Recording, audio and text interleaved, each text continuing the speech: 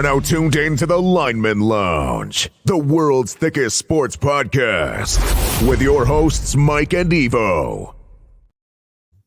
Como están, bitches? This is the Lineman Lounge. I'm Mike. That's Evo. And it is fucking week 18. We are finally here. We're to the end of the regular season. Massive, important day. Huge playoff implications all over the league. And we are going to break all of that shit down for you guys today. We're going to give you the bets. We're going to tell you who is in, who's out, all of that shit, because there are some scenarios that teams need wins. Winning, you're in. Some teams need wins and help. But we're ready to break all that shit down. Merry Christmas to everybody. Happy New Year as well. This is the first show of the new year. I'm fucking pumped to be here. Evo, my man, let me bring you in. How's everything? How are the boys? Christmas, New Year's, all of that. I know that you're pumped for this weekend. Some interesting things we talked about just before the show on how you want your Vikings to finish out the season. Yeah. So to bring it back, holidays were fantastic. It feels like it's been forever since we've talked, just because, you don't have the Thursday night game. So we're basically dropping it down to like one show a week right now. Just knocking out all these games on the Saturday, Sunday slate. So it's good to see you again. I hope you and the family are doing well. My family's doing great out here. It was a fantastic holiday season for us. Christmas, New Year's, did a little early birthday party for the boys. All an awesome time. It completely, absolutely worth all of it. So been fantastic. Sucks to see them head back out of state, but they'll be back before too long, before you know it. So definitely looking forward to that on the future slate. But we're here, and yeah, we are right in the middle of prime football time. You have last week, or actually, it was Monday was the college or the semifinals. Monday was the semifinals. That's why we had no Monday night football game, because we had semifinals. We had no Monday night, no Thursday football. Night. Yep. Yeah, so big time for college football playoffs. This Monday we have the championship game, which we're going to get into. Interesting matchup there. And then this week, again, we have games happening today here in just about 3.5 hours or so, is when the first one gets kicked off. And a large amount of games on Sunday. Tons of playoff spots still open for teams out there. A lot of teams are sitting with super low percentage chances, such as my Vikings. And like I said, we'll get into it, but I'm of the ilk of like, hey, we aren't a Super Bowl team this year because everyone on our team is fucking injured. When you're on your fourth quarterback, essentially, and your top tight end is down and this and that and the other, it's like, it's time to regroup and prepare for the next season. And I'm okay with that, because honestly, I like my team a lot. I think that we got a pretty damn good team, coaching staff and personnel going forward. I think that we made improvements from last year, even though last year we were 13-4, and this year we are not 13-4. We are currently 7-9. It's just, we had a very big, bad run of bad luck, along with like an unprecedented amount of turnovers. So you return to the mean with turnovers, and you improve your team through free agency in the draft. And that's like, the NFL season is awesome. It is so much fun to watch as a fan. But if you're stupid, thick nerds like we are, the off season is almost just as much fun. It is like the other side of the coin. Like you being a Madden player, me being a Madden player, I love off seasons and Madden, because that's when I'm moving and shaking and drafting and scouting and doing all that sort of stuff. Like I'm preparing a new team for the next year. And that's basically, what's going to be happening for a lot of NFL teams here starting next week, is they're going to be looking towards the future and preparing for that.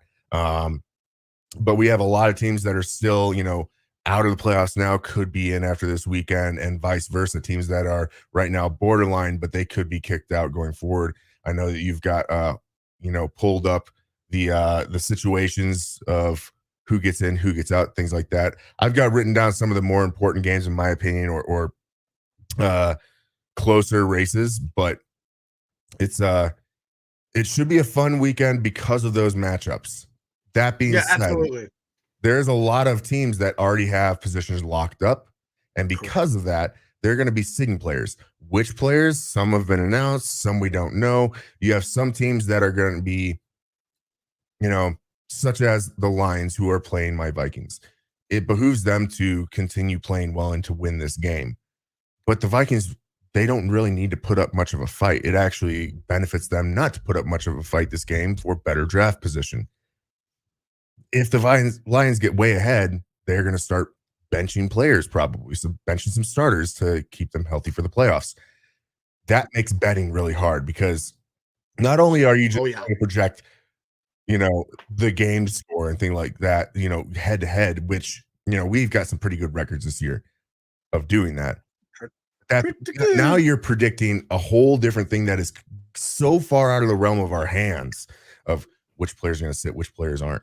A real interesting one is going to be our first game that we're going to talk about for the NFL. Steelers, Ravens. Yeah, the first one today. A lot of guys, because they have fucking anybody. They have the 1 seed locked up in the AFC. Yeah. Who are they going to play, and does it even really matter?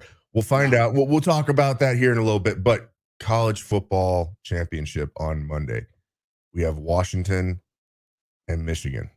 Yeah, let's go fucking Washington, baby. Hey, by the way, I would like to point out for all of the SEC fans that there are 2 future Big Ten teams playing in this national championship game. Washington, USC, UCLA, all coming to the Big Ten next year because we're building a super conference, much like the SEC. And guess who's representing conferences in the national championship? Suck at SEC. But that's as far as I'm going to go. And there's no fucking way. I will never root for Michigan. Like, when I talk about the teams that I dislike, I fucking hate the Ravens. I think I might even hate the Ravens more than I hate the fucking Steelers because the Ravens have my Super Bowls that I didn't get to enjoy.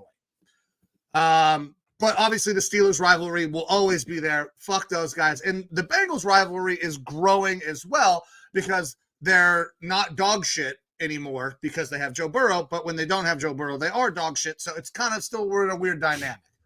And sometimes when they have Joe Burrow, they're dog shit. Basically the first 4 weeks of the season. Like, yeah, every year. It's weird. But there is no team that I hate more on this fucking planet than Michigan football. I hate everything about them. I want them to go 0-12 every year. I don't care if they drag the conference down.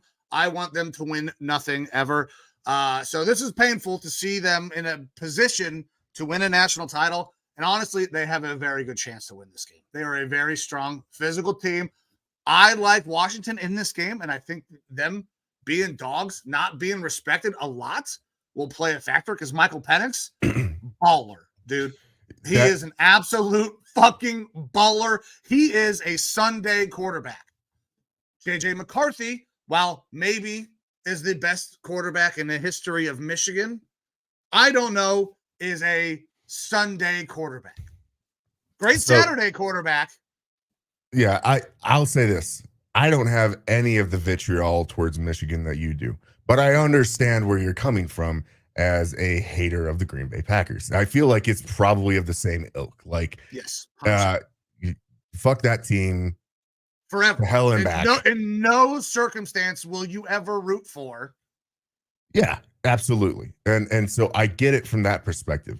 But I'll say this, like there's players and stuff, and I definitely look at the college landscape a lot more of like the future crop. That's because I'm not a huge fan of any one given college football team.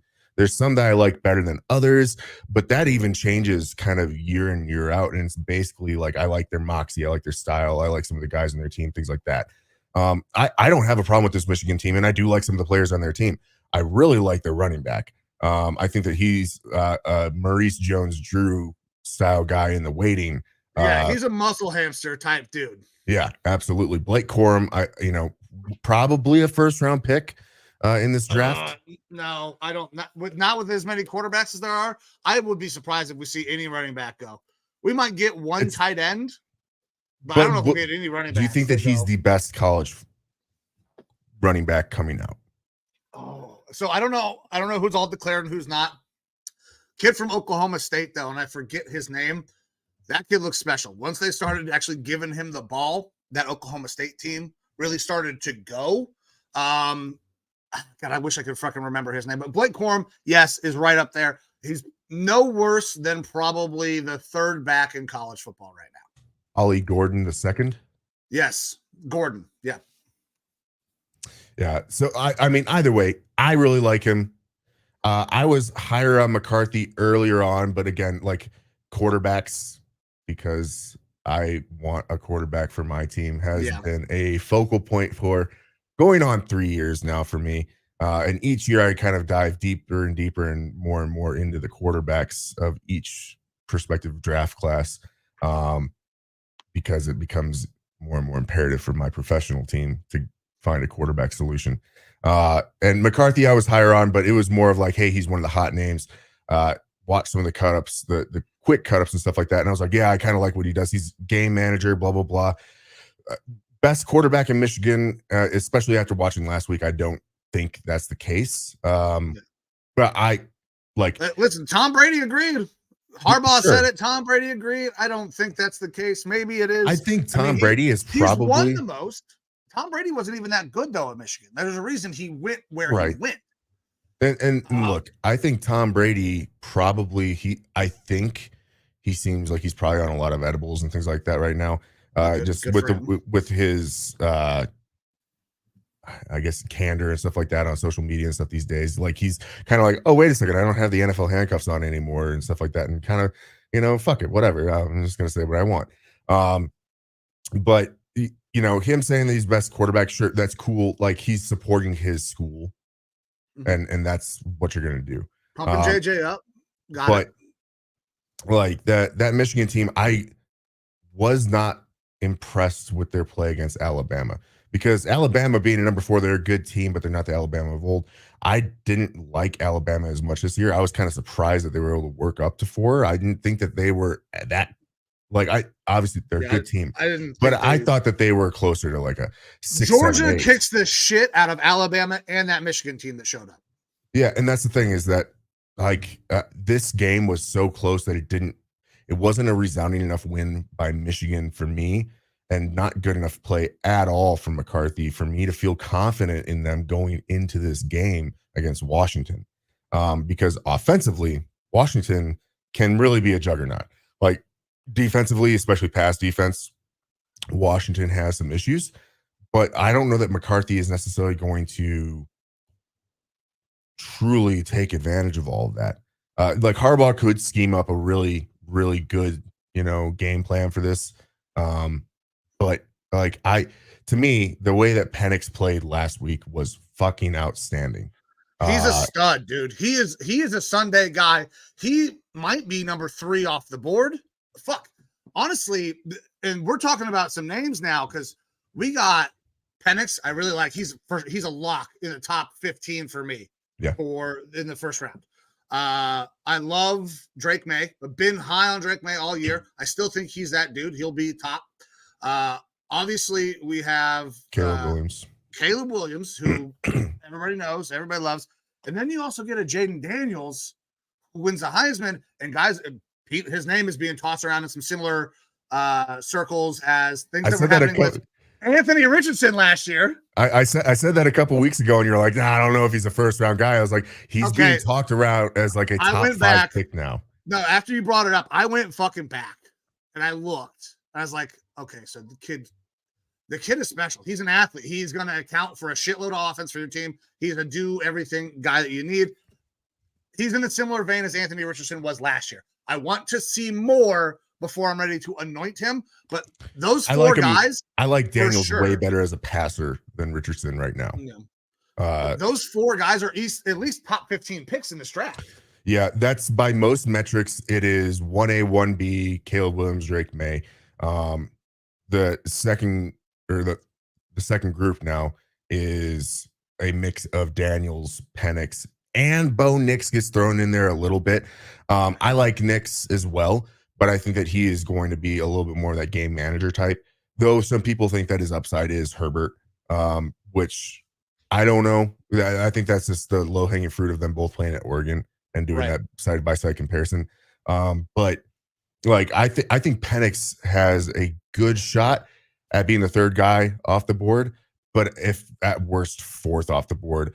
barring him blowing an ACL or something like that in this fucking game, which would be absolutely terrible, because that's the biggest knock against Penix, is that, he played for Oklahoma, blew out both knees at different points, and then ended up going to Washington. And so he is a older prospect. He's 24. He has 2 big time knee surgeries, and it has lessened his ability to be a mobile quarterback. He was much more mobile at Oklahoma, and I don't know that it's a physical limitation as much as it is a choice limitation. I think it's probably a conscious decision. Stay in the pocket, manipulate the pocket, win with your arm, which he can fucking do in spades. I don't know. Was it the touchdown in the third quarter or whatever, where he threaded a needle and it just barely flick of the wrist, and that thing shot out so fast. I was like, that is a top tier NFL level talent. That is awesome. And he's kind of who I want my Vikings to go out and get now. So I'm hoping that we can find a way to fucking find him. Now, like I like all the other quarterbacks that we just talked about, like 1 through 4 there.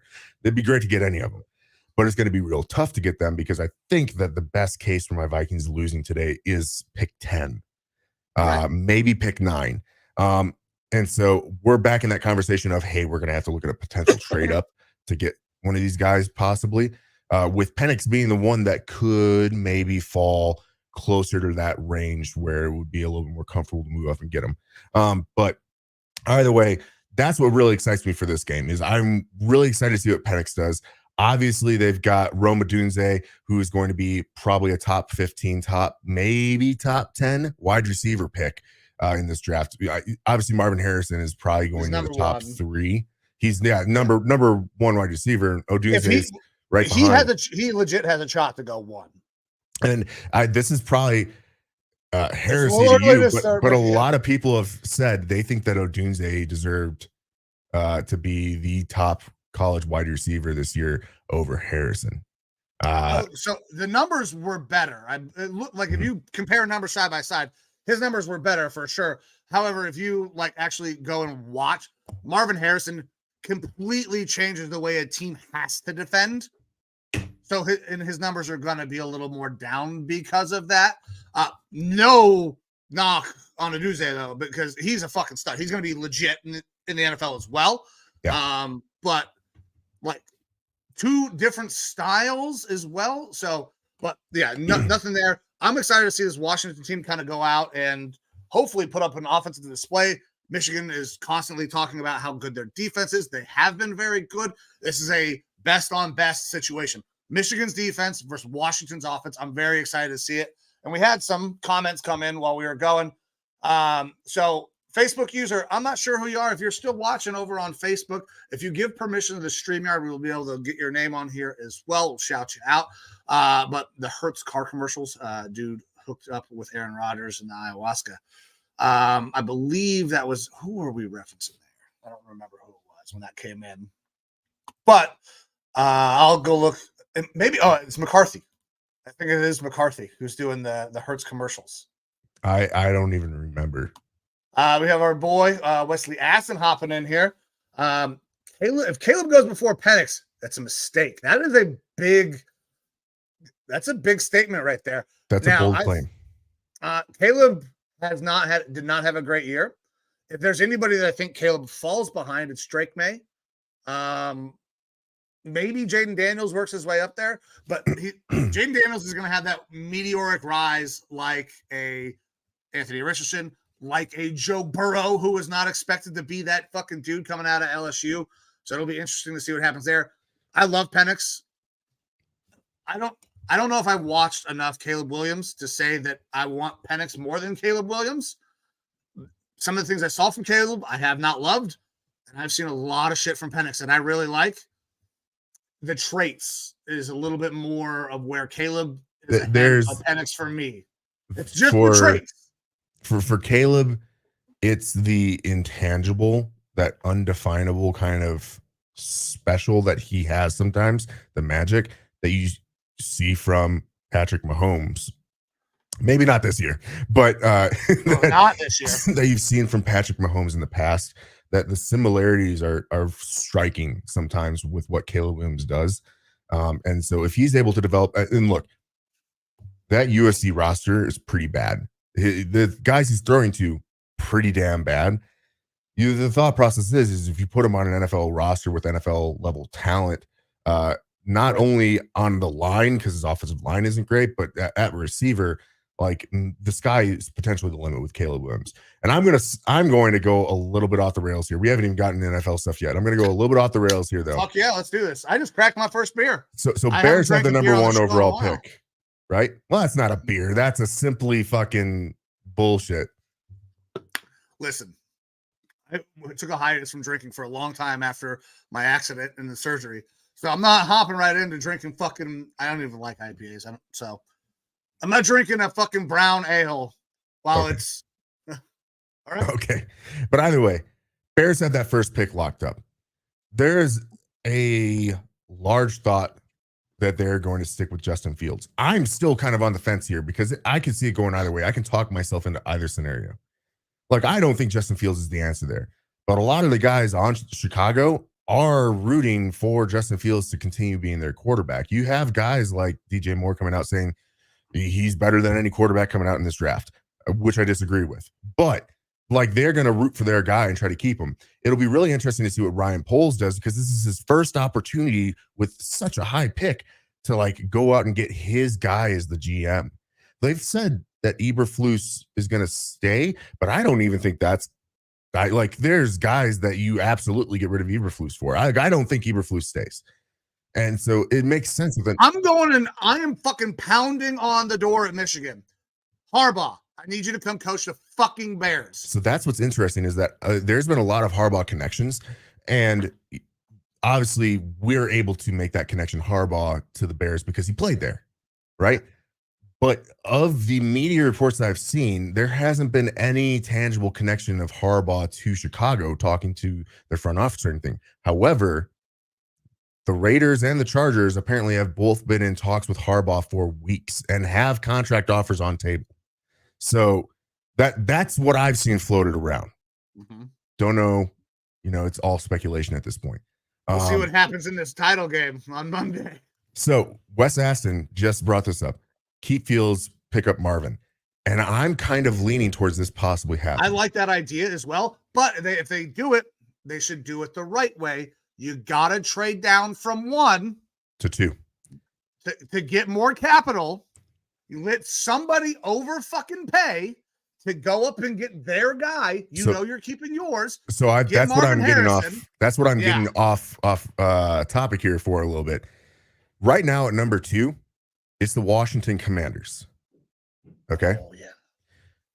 Caleb Williams is from Washington, D.C. He's the hometown kid. They're going to bring in a new head coach. They've got Bieniemy there if they want to just give it to Bieniemy. But when you're talking about bringing in Caleb Williams, I believe so, because if you're talking about Caleb Williams having so many similar traits to a Mahomes, Bieniemy worked with Mahomes for years and got a lot out of him. And then Bieniemy leaves Mahomes and we see this drop off. And I think a lot of that has to do with roster. But still, you look at Washington, I think next year could have the biggest flip in the NFL from being bad to really fucking good. They have the most cap space. All right. Offensively, they're okay at running back. They're good at receiver, man. They're good at receiver.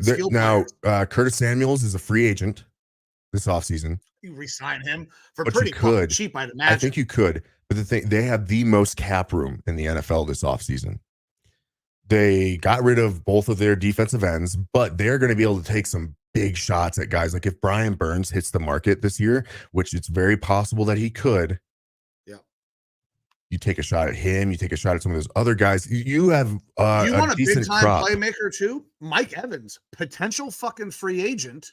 Right. If you're not going to re-sign Curtis Samuel, that is a great fit opposite of Scary Terry. Give you a little combo of what your guys can do. Well, that's the thing is that like defensively, there's a decent crop of defensive linemen, specifically edge rush talent that's going to be hitting the free agent market this year. Expected.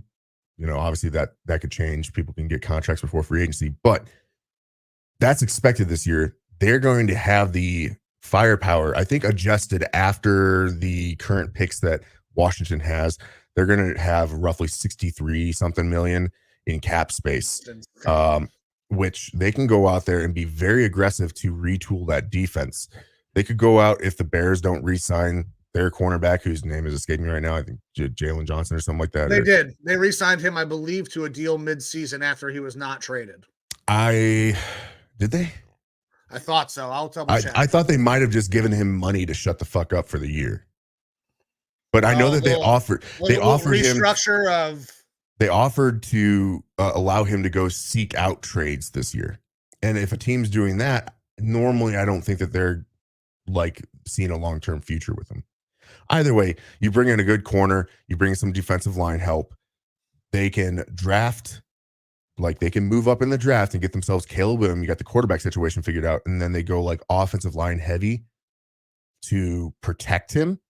Your defense is going to be mid for a year, but your offense immediately flips around and becomes very, very, very viable. Like, I think that the Commanders, new head coach, new ownership group, rebranding this whole thing, they've got a chance to really make a flip here in 1 year, if not 2 years. That could be pretty impressive. And then when you start to see a drastic fall off, like we've been seeing from the Philadelphia Eagles, especially on the defensive side, and the Cowboys, they're kind of always the Cowboys. Like, it all of a sudden makes that NFC East a little bit more interesting, where could the Commanders actually be pushing these guys for playoff spots like really quick? But that's my sidebar. Obviously, we're going to get very deep into all this stuff during the offseason when we don't have active football going on to talk about. We could talk about specific teams and retooling them and whatnot. But like the Commanders seems like a perfect match right now. The Commanders are playing Dallas this weekend. Dallas is still fighting for position in the playoffs, so it makes sense for them to go out and win, whereas the Commanders, they don't really have much to play for other than maintaining that number 2 overall slot. Oh yeah. And which you definitely need to do if you're going to try to trade up to get your guy. Yeah, because if you go to 3, the price just went up a whole nother second round pick. Very dramatic drop. The 1 to 2 drop, obviously the flips of those firsts. I think you give up a first next year, a third this year, and maybe a third next year. I think that's the type of realm that you're talking about to move down one spot. The Bears get to get Marvin Harrison without having to worry about not getting him, and they get a whole shitload of capital back in return. I mean, realistically, if I was the Bears, I would consider doing that and just taking Drake May and pitching off Justin Fields still, because I'm not a huge Justin Fields fan. But all I'm getting at is right now, I think Caleb Williams will go number 1 overall, and I do not think it will be to the Bears at this point. And we are months and months away from this actually happening, so this could definitely change up. But yeah, I think the Commanders make a lot of sense. The flop there, you take fucking Marvin Harrison Jr. at 2. You don't draft a wide receiver at 1. You don't get crucified for drafting a guy who's way out of position. So it makes sense. And then they have another pick right now projected to be number 10. Like, so if they really wanted to, they could position, move up. If they wanted to go get a guy, they don't like Caleb Williams, but they know other people are in on Caleb Williams. Or you go out and you still find ways to help improve the fucking defense, an offensive goddamn lineman that they could use up there. Look, if you flip flop, you let Washington get Caleb. You take Drake May, and I think you walk away very happy with that. And then you say, oh, well, they missed out on Marvin Harrison, which is generational talent, blue chip, blah, blah, blah. Yep, you go to 10. Roma Dunze is very close to 10. And he's not that far of a drop. Or like, it's a drop off, but it's not that far. When you already got DJ Moore on your team, that then becomes, again, a scary offensive situation. Not something I want to see in the NFC North. I want to see the Bears fumble the bag. But that, like, these are the sorts of things that if we were GMs, that the wheels are turning here. And I threw up Aston's other comment here. Penix says the NFL arm and vision. Caleb is an athletic talent. That's it. And that's kind of where I'm at. I agree. I like Caleb's arm. I like Caleb's arm too, but Penix has a different level arm. Yes. Yeah. His arm is special. Josh Allen, Pat Mahomes level arm for what, like, and it's weird seeing it come out of a lefty's hand with that much fucking, like, you haven't seen a lefty throw it that well since Michael Vick went 999 on the fucking first play of the season for the Eagles and hit Deshaun Jackson. That's the last time you've seen a left-handed quarterback make that type of throw is what Penix has been making, and he's making them on a week-in, week-out basis. Yeah.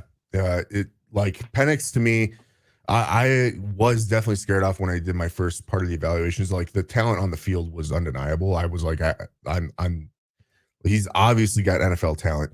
It was the age and particularly the injury history for me, but he's several years removed from the injury stuff now. Like we see NFL players who get ACL tears and things like that and come back just as good, if not better. And it isn't a reoccurrence and things like that. So we have to kind of trust the process of medical science here, saying like it was one knee and then it was the other knee. And now these knees are fixed. Like going forward. It's a knee. Knees are easy now, which is crazy to say. A decade ago, we're like, oh man, he tore his ACL. His career's over. And now, he tore his ACL. He'll be back in 18 weeks. Mm-hmm. You can get a guy at the end of the fucking year. I'm going to try to find this video of that touchdown that I was talking about that Penix threw. The just fucking frozen rope. It was between like three guys, right? Yeah. I got to the one where he throws it and it's tipped by the defender. All right, here we go. There are so many fucking quarterback needy teams. Let's see.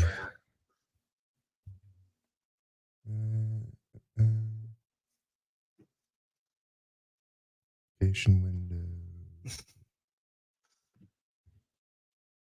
All right. I'm going to say this for just so when this gets reviewed by YouTube, we are using this clip so we can talk about this clip. We are not stealing copyright. We are using the tool that allows us to show something and then break it down with analysis. Fair use copyright, if you will. Yep. All right. We'll still get dinged, but fuck it. Let's do it.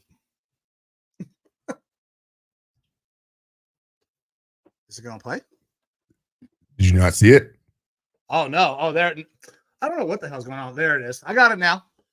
I see it. Rip. It was just there in between guys. Like that guy, that throw, like that sold it for me. I was over. I was like, yeah, this dude's fucking it. Like, if you're not talking about a Caleb Williams, Drake May in the draft, like he's arguably being talked about as one of those top picks because of that throw there. So he should be. We don't need to droll on about this too long. We were talking about the college football championship. So you are obviously rooting for Washington all the way. Actually, that's where I'm going to place a bet on this as well. I'm actually placing my money on Washington. I will take the superior offense to beat the superior defense. And I think that Washington will win this game. It's very surprising to me that the line right now is Michigan -4.5. Like, I would have expected this to be much closer, if not favored for Washington, based on what we saw last week. Everybody's hot. Everybody's been riding Michigan all year. Washington's a team that comes up. They're like, oh, this team's pretty good. And now they're, on the doorstep of winning the national title. So I think that hearts and minds, the storylines that have played out all year are influencing that line a little bit. Like, if you want to play it safe, take Washington plus the fucking points. I don't think they lose this by any more than 3 points. So but I bet they win by 7. That's where I'm going to put my money. I had, interestingly enough, I think I posted on the Lineman Lounge page a bet that someone had made earlier, like in August. Washington to win national championship and Lamar Jackson to be the MVP of the NFL. And would you cash out or not? And right, like it was a potential win of like 14,000 or something. But if you cash out now, it's almost like $6,000 on a $20 bet. Interestingly enough, when we kind of saw this happening way before I saw that bet like 2 weeks ago, I threw a flyer like Washington to win the championship, Lamar Jackson MVP for like $2 or something like that. So I've got a long parlay going for this. I also think I put a little bit of cash on Washington plus the points in this game too. Like I truly feel like Washington money line, they will win the game, but I'm going to take the points on that one. So and that's the scary thing for me, is that if Penix goes out there, plays really good, balls out, like, it's only going to help his draft stock, and that takes him a little bit further away from my Vikings from potentially being able to get him. So with that, I think, we're both on the Huskies. You guys are currently projected to pick 12th, by the way.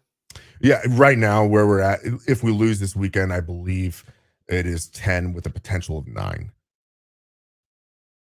All right.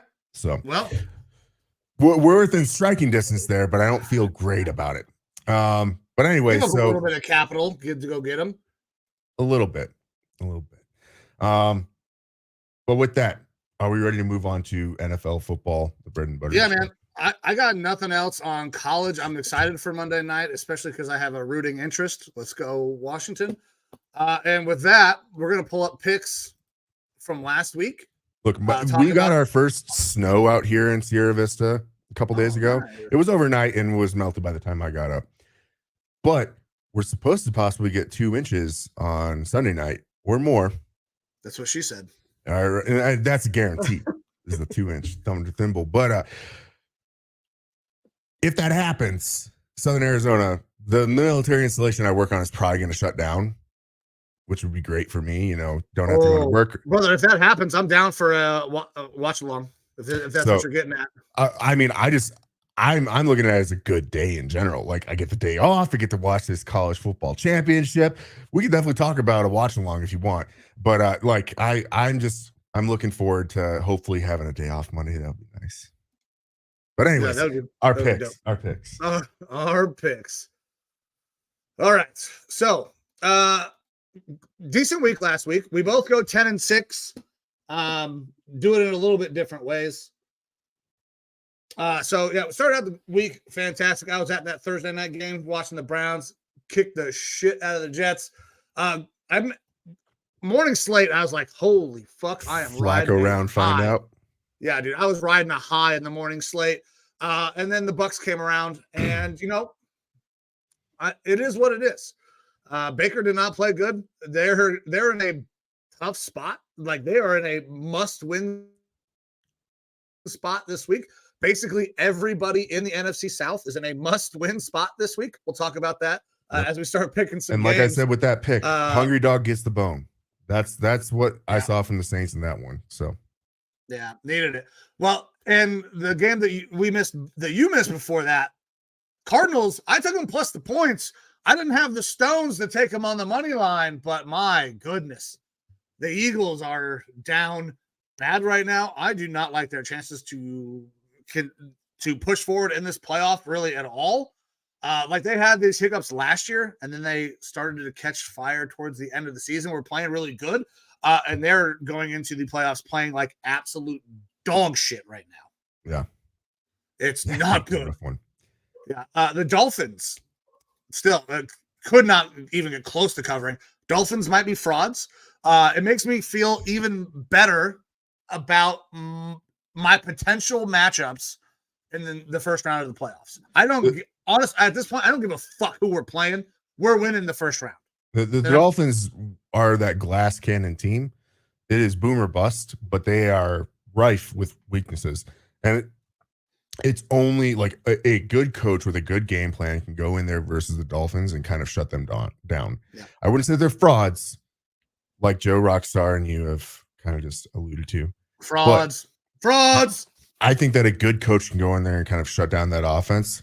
They need defensive help really bad. Well, they're down. Jalen Phillips out now. Bradley Chubb out for the year. They're struggling on defense, and that's going to be the one. Like, I think that they have kind of run their course. Everyone, figured it'd be Tua going down injury wise. Tua hasn't been injured. It's everybody else around him. Everything else, yeah. So that's the thing, is that, like, the Dolphins were a good story this year. They are like an incredibly explosive, super powered offense sometimes, but like, you got to have the full roster around you unless you are able to be that super powered offense all the time. That's the only way that you're able to stick into it and make a deep playoff run. And I just don't know that that's going to be happening going forward. And then, you and I went pretty much chalk in the afternoon. We did the same thing. The only game that I missed in the afternoon or that evening was the Chargers, and I did that out of principle. And honestly, I felt really good about the Chargers having a chance to win that fucking game. Oh, Joe was talking about the Eagles frauds.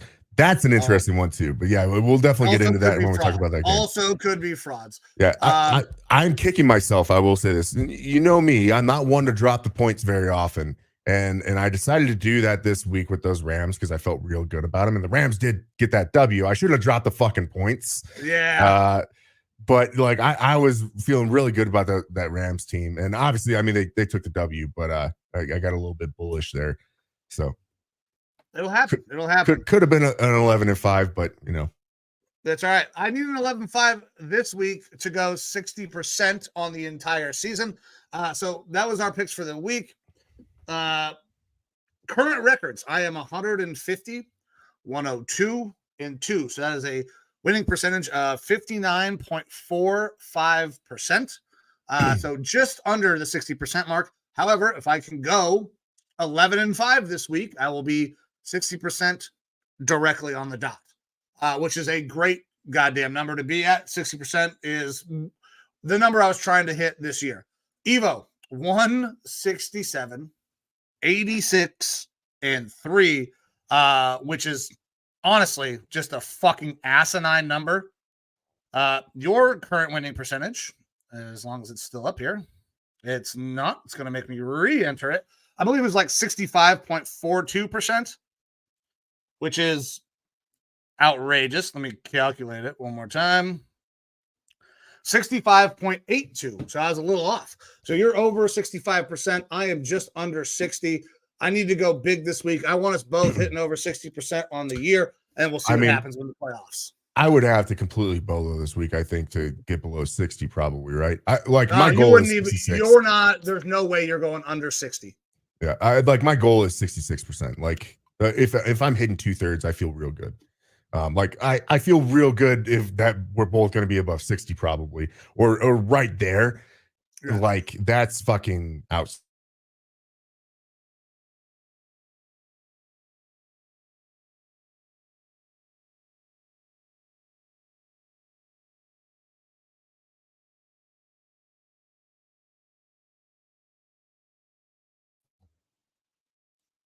Are you back? Yeah, it looks like all internet dropped out and then is back. Yeah, it dropped out for me as well, saying my connection is also bad. I'm running a speed test right now. My speed is now good. Either way, listen. 66 is the bar I'm shooting for. I want 60, and next year I'll be working up to try to 62, 65. Obviously, we'd love to continue to hit these numbers for the rest of our lives, for as long as we're doing this fucking show anyways. It might not always happen, but I feel pretty goddamn good about it. We're back, Joe. Yeah, we're back, Joe. Nobody worried. I'll say this. It feels like we've been essentially on a heater for 2 years, though. It feels pretty good, man. It's been a pretty good run. Like, and honestly, now, don't get me wrong. I have not been on a heater for 2 years. I have been on a heater for about a year and a half. I remember early last season, we were in full-on fade Mike season. I'm not going to act like that didn't happen. That absolutely happened. Fade Mike season was in full effect at one point. But after I finally started catching the rhythm, listen, you were hot or you're due. I was due, and I've been staying hot for a little while now. I like the way it feels. I like the way it looks. And I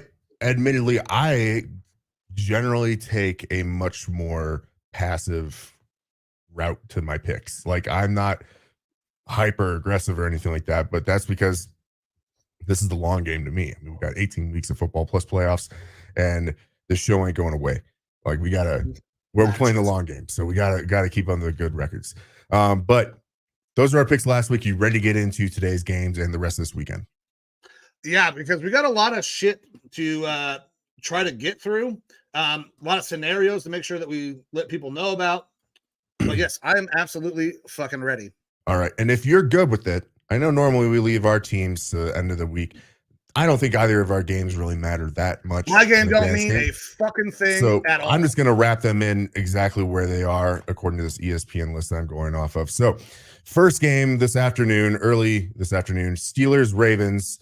It is in Baltimore. The line is Pittsburgh -3, over under of 34.5. I believe some places earlier in the week you could even get Pittsburgh -4. The Ravens have already come out, said that they're basically benching starters. Lamar's not playing, yada yada yada. Over under of 34.5, though, that they're expecting this to be a low scoring game. Now, you do have a Pro Bowl quarterback playing in this game, in Tyler Huntley. Tyler Huntley, baby. And a Steelers team that has relatively outperformed the past 2 weeks, what anyone would expect with Mason Rudolph, old dent head, being in there at quarterback. I don't like. This is super weird to be here at this point in time of the year and be like, oh, Steelers -3. How is that happening? Because the Ravens are obviously the number 1 seed, but it's because they are sitting players here, and that's what makes this pick so difficult. But at the end of the day, I think the Ravens are a better team. You got to trust the depth. There's only so much depth that you can have. So some of those guys that are fringe starters or rotational players are still going to be playing.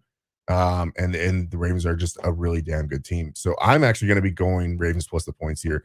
Wow. I think that the Ravens have a chance to win this game outright still and embarrass the Steelers. Steelers, they do have a chance to make the playoffs still, correct? Yes. I believe this is a must win. Yeah, I have the scenarios for the Steelers. They must win and need help to get in.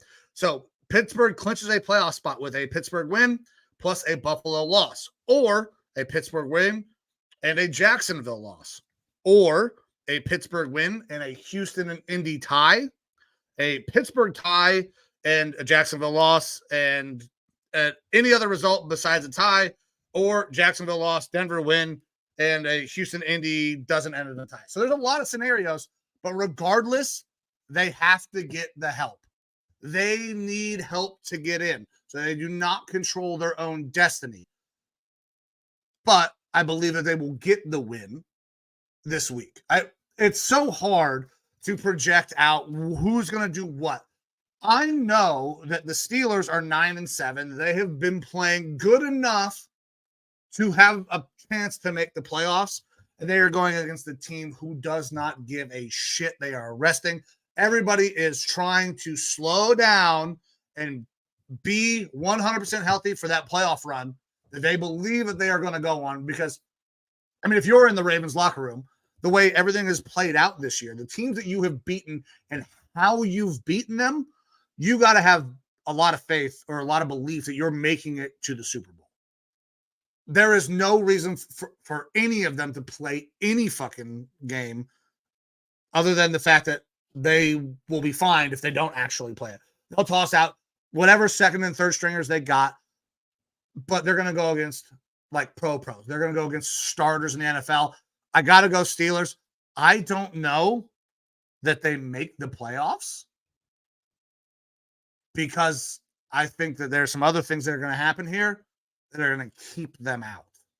A little teaser if you were listening to all the scenarios. But I got the Steelers winning this game because they have to. It's Mike Tomlin. They have to, and they're going against backups. Fair enough. And I don't blame people for making that pick. Also, Joe Rockstar with a comment here. How did you guys do when you weren't betting on the money lines? That's something that we'd have to go back and look at. And admittedly, like I bet a lot of money lines or plus the points. So, you know, my spread stuff would be a little bit different. That's one thing that is different about our show compared to a lot of other betting shows is that it will be purely against the spread on a lot of other betting shows where you have to bet against the spread. And that definitely is a lot more difficult if you are forced to do that. In my opinion, and correct me if I'm wrong with you, Mike, like when I'm making my picks, I'm making my picks because A, I want to be right, and B, I want you guys to make money. Make a correct pick if you are putting money on the game. Listen, if you bet 10 and you win 12, that's fucking $2 in your pocket that you did not have before. I don't care about the unit. I don't care about any of that. I care about dubs. Whether it's fucking you're hitting a plus 2,000 odds or you're hitting minus 400. I want to give the people wins. Like you can put them together how you can. We love the hero shots. We do love the hero shots. I promise you, if the Chargers had fucking won last week, I'd have been on here pulling my dick out, swinging it in a circle saying, I fucking told you to bet that. But that didn't happen. But they did. So, but they didn't happen. And I am notoriously a much more aggressive bettor when we're making these picks. Like, I'm okay with being the guy who's a little bit more aggressive and going for those picks that maybe are not going to hit. But I always want to give the people something, whether it's a little bit of money or a lot of money that they can make. And so I'll throw this out there. I think for those that watch our show religiously, and thank you for doing that, like, comment, let us know, hit us up. Would you prefer us to do an against the spread only style show? Would you like us to do a mix where, and I'm not talking just like 1 week, like we'll do a season of like only against the spread picks. That was probably going to fucking hurt, but we could do that. You're going to see a lot more ties and things like that potentially. What I think could be another thing is that we don't, we talk about the over-unders, and when we really see one that we want to bang, we bring that up, but we don't actually track those. That's something that we could do is like, hey, what would we pick if we were betting money? If we're forced to pick against the spread, what would we do? And do we want to select an over-under on this game type thing? That's something that we could do to kind of expand further. If you guys want something like that, by all means, let us know. That's something that we can work in, especially going into the off season here, and into next year. We can get that sort of a tracking mechanism way better, so that way we can project that out and help you guys. If that helps you, like with your betting, let us know. That's something that I think I know I'd be interested in. I bet Mike. I like statistics and analysis of that sort of shit. Jesus Christ, that one for me making fun of myself to actually me fucking up really bad. But analysis of how we're doing. I love that sort of shit. So if that's something that you guys want, by all means, let us know. For sure. And I love Joe's comment here. Joe, I don't know if you want us doing this anymore after what Evo just did. So we started brokerage. They give us money, we bet it. Listen, I may or may not have done this before for people who are in states that are not legally gambling states. And I absolutely, if I ever did that, would never take a vig at 10%. So yeah, I mean, I don't even know what a vig is. Yeah, me neither. I heard that word one time on a movie. Sounds like an Italian name. Yep. All right. Anyways, so we've already picked one game here. You're going Steelers. I'm going Ravens plus the points. Yes. All right, let's do it, brother. What's our next one? And I put money on this one too, just to make it a little bit more exciting. I did both the Saturday games just to make it a little bit more exciting. Yeah. And if you think that's exciting, Saturday night, yeah. Wait till we get into this game, because I think I might get us canceled. So it is January 6th, and the Stroud boys are going to be out. They're going to raid the Capitol in Indianapolis. We've got the Texans and the Colts in Indianapolis. The line is Houston -1.5. It is a holiday for some, a sad day for others, and an embarrassment for most. The line is Houston -1.5, over under 47.5. This game does have major implications for both these teams. I believe it's a win and in for both of them. Correct me if I'm wrong. It should be a win and in for both, but let me double check. Jacksonville. Oh, that's not the right fucking teams. So Indy win and a Jacksonville loss, and they are in. Indy tie and a Jacksonville loss, they are in. That is to clinch the South. To make it in, all they have to do is win. So there is still a division on the line in this game. Yeah. And so that a lot of this is going to revolve around that Jacksonville game, though. For the Texans, it is like you just got to get that dub. Yep. So, and it's the same thing with Houston. Houston needs the same dub. If they lose, they are out. There is no scenario where the team that loses this game can make the playoffs. No amount of help matters. Correct. And that makes this extremely important. Like, this is, I said, game of the week potentially. Last week, I said early in this show, hungry dog gets the bone. Well, both these dogs are hungry as fuck. You got Gardner Minshew, who's been playing pretty damn good ball as of late. But you've got Texans, you've got CJ Stroud and the Stroud Boy fandom that for sure, like, he is going to be the offensive rookie of the year this year. He's been phenomenal. He's a top 10 quarterback right now in the league, probably. And They've got Nico Collins going for him like that. I love this Texans team. I love the way that they're set up, and I'm rooting for them, and I think that they are going to win this game in general. Dropping the 1.5 points could happen, yeah, but I'm going to take the money line on this one, Texans to win this one outright. This could be a very fun game tonight. There's a good argument for the Colts as well. Like I'm not saying that there isn't, but I just like the way that this Texans roster is structured better. And I would love to see them get into the playoffs. Yeah, man. And listen, I'm on the same vein. The Texans are healthy-ish, as healthy as they're going to be. They have Stroud back. They got Collins. Obviously, losing Tank Dell is tough, but their complement of running backs is good. Colts, same vein though. Minshew playing good fucking football.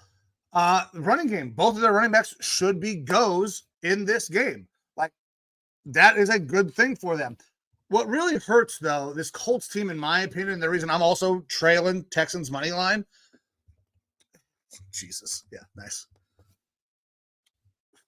The reason I'm trailing Texans money line is the Colts don't have any receivers. Every receiver they got is hurt or can't fucking catch a cold. Like it's tough.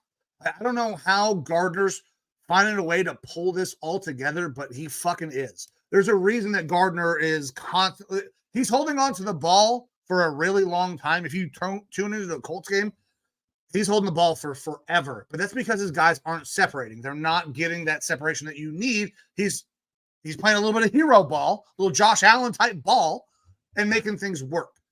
So that's tough for me. I can't go the Colts because of that. Texans money line. All right, let's make football great. I knew it. What's the next one? Next, that's it for your Saturday games. We're moving on into Sunday.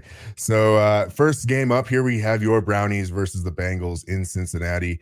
The line is Cincinnati -7 points, over under of 37.5. I believe that this line, this number has grown significantly. I thought it was closer to like 5.5.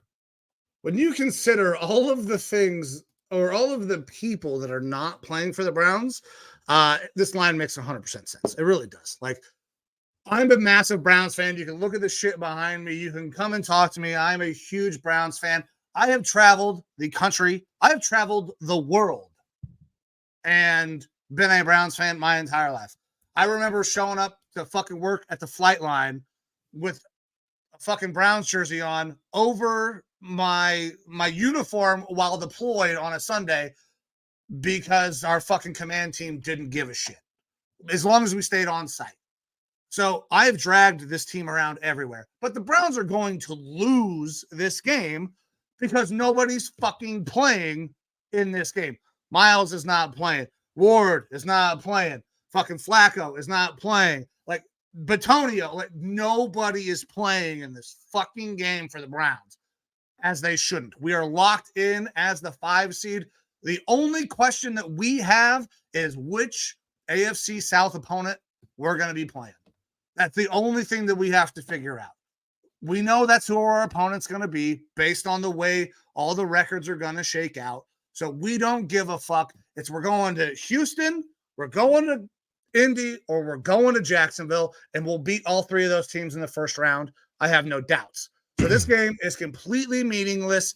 The only thing I would like to see, just because it would seal the deal, Kevin Stefanski winning Coach of the Year, is if we win this game with Jeff Driscoll starting at quarterback, because that's who our starting quarterback is this week. PJ Walker, who's been in the system, is the backup, and we're starting Jeff Driscoll, who has been here for a couple of weeks. We got no shot to win this game, but if we do, just go ahead. Can you keep it within the points? I don't know, man. I've never seen Jeff Driscoll fucking play football. I'm just taking the easy bet, and I'm taking the fucking Bengals money line because I have never seen Jeff Driscoll play football outside of his time in Florida, which was very mediocre. All right. Yeah, and that's like, that was my only question. Like the easy bet here is Bengals money line. And that's what I'm going to ride along with you. The only question that I really had was, do you think that the Browns can keep it within 7? Because you guys have had a lot of injuries and whatnot this year. You've played backup quarterbacks and still gotten wins.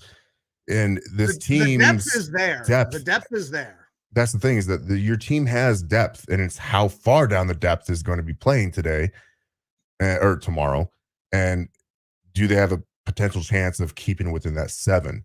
That would make it a little bit more, make me a little bit more frisky as far as wanting to put money on it. But the safe bet here probably is the Bengals money line.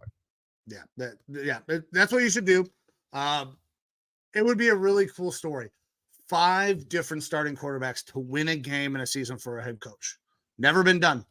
Stefanski could be the first guy and have his team actually make the playoffs. Fucking wild scenario. If Driscoll wins, if we win this fucking game, send him the trophy now. Just, there's no conversation that should ever be had to win that much with just up and down quarterback play. We don't know who's starting week in, week out. He is legit. Fucking sign Stefanski to an extension today, tomorrow. Should have happened fucking yesterday. All righty. Next up, we have my Minnesota Vikings versus the Detroit Lions out in Detroit, being played at Ford Field. Line is Detroit -3.5, over under a 46.5. What are the playoff implications here for Detroit? Because I know they're still working on positioning. They've won the North. So for the NFC, they are locked in a NFC North division title. Cowboys. Let's see here. Do I have a breakdown of that? I know the Cowboys are still playing for potentially the 2 seed. So the Cowboys are potentially playing for the 2 seed, but to do that, the Cowboys would need just a win. I don't see this. So I don't have anything here on the seeding. It is locked in for, obviously, the Niners as the number 1 seed. See, and the Cowboys are 11-5. Detroit is 11-5. So I believe that it's going to come down to a tie. And the Cowboys win. Cowboys probably eke out the 2 seed there. But if Detroit wins, Cowboys lose or something like that. Well, Cowboys lose. Cowboys fall down to, I believe, the 5 seed. Similar situation as the Browns. Depending on what happens with the Eagles Philly as well. Can win. Right. Yeah. So there's a lot of moving and shaking there. Either way, it's not a complete slouch game for the Lions. Now, they have won the North. They've put up their first ever NFC North championship banner, because before it was the NFC Central one they had gotten in the past. So that is up there in Detroit. I'm sure they are going to make a big promotion about that in this game tomorrow. And I'm happy for Dan Campbell. I am too. And let's be real, they're just super lucky that my team was very hurt this year. But congrats to them. So interestingly enough, like, Vegas is very split on this. Like, the money line for Detroit, I believe 65% of the bets are on Detroit for the money line. Makes sense. But the I guess the spread bet here is 50-50, like split down the middle. And I think that's the right decision. It's because it's still sitting 3.5, right? Like, it makes sense. It's at 3.5. And that's the thing is, so the Vikings are playing Nick Mullins. Nick Mullins is more of that boomer bust. He's the better pure passer on the team right now. Well, after the way Jaron Hall and that team played last week, I don't know how you run him back out there. Yeah. If anything, I think you would look at Dobbs again. But and Dobbs, I believe, is the primary backup. They've relegated Hall to 3rd string, which at this point, it doesn't really matter. You're just playing musical chairs with quarterbacks. It's pick your poison. The problem with Mullins, obviously, is that he makes some pretty boneheaded decisions. Like, he's got a decent arm, okay accuracy. He's got like Jordan Love, maybe Jordan Love plus accuracy. And then, like, he'll make some real boneheaded plays, which, we've seen in games that he's been in this year. That being said, he has enough of the firepower with our offensive weapons to kind of keep us in this game. But for me, it's Lions money line on this one. Like, I'm actively rooting, and some people will say this is bullshit, but I'm actively rooting for us to take the L in this game because like, we have a 1% chance, I believe, to make the playoffs. Like, as a wild card team, we can make the playoffs. I'll give you the scenario if you'd like it. I don't really care because it's not going to happen. Yeah, I don't think so either. But you guys need a win, a Green Bay loss, a Seattle loss, and a Tampa Bay or New Orleans loss. Yeah, so it's such a wild scenario. So many things have to happen. That does not happen in the A NFL. lot of fucking help. You need a shit ton of help. And we're not a Super Bowl caliber team. If we make it to the playoffs, we're one and done. It's like, I don't want to go to the dance if I'm only going with one shoe. Like, it's not worth it to me. I'd rather stay home and jack off. That's what we need to do right now. I don't know what you're doing with shoes and jerking your dick off, but I expect you to say one lady and then jerk off. I mean, I'll leave my prom date. It doesn't matter. I am okay with the Vikings losing because when we lost Kirk Cousins early on in the season, I was okay with us not making the playoffs. I was like, in most cases, if you are onto your backup quarterback, you are not going to have the success that you were expecting to have for that season. It is a very rare thing for a Case Keenum to come in or a Joe Flacco to come in and completely elevate the team. Not just Joe Flacco. Yeah. PJ Walker, DTR, Joe Flacco. Yeah, but he didn't. The only one that elevated the team is Flacco. Okay, yeah, correct. It's Flacco, correct. All right, he's the only one that's making you say like, "Hey, this team is pretty damn good," whereas those other guys were kind of like, "Hey, these guys are managing a hemorrhaging lesion right now at quarterback." Until, so, like for me, again, I'm completely cool with saying goodbye to the 2023/24 season for my Vikings. And moving on, getting a good pick, the best pick that we can. And so, like, with that, do we have a chance to win this game? Yeah. Do we have a chance to keep it within the number? Yeah. I'm perfectly fine with us just taking the L. So I'm going to go Detroit money line. If I was earlier in the year feeling a little more frisky, I would absolutely be taking the Vikings plus the points here because I like the hook.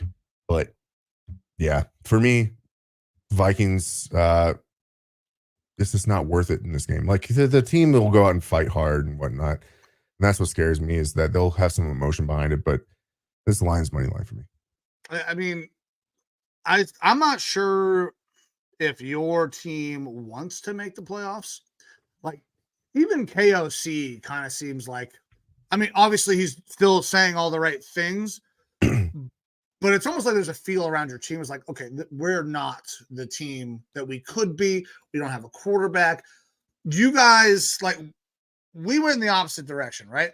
When you lost your quarterback, it was like, oh, fuck, like, Kurt's our dude. Who's possibly going to come in here and make this work?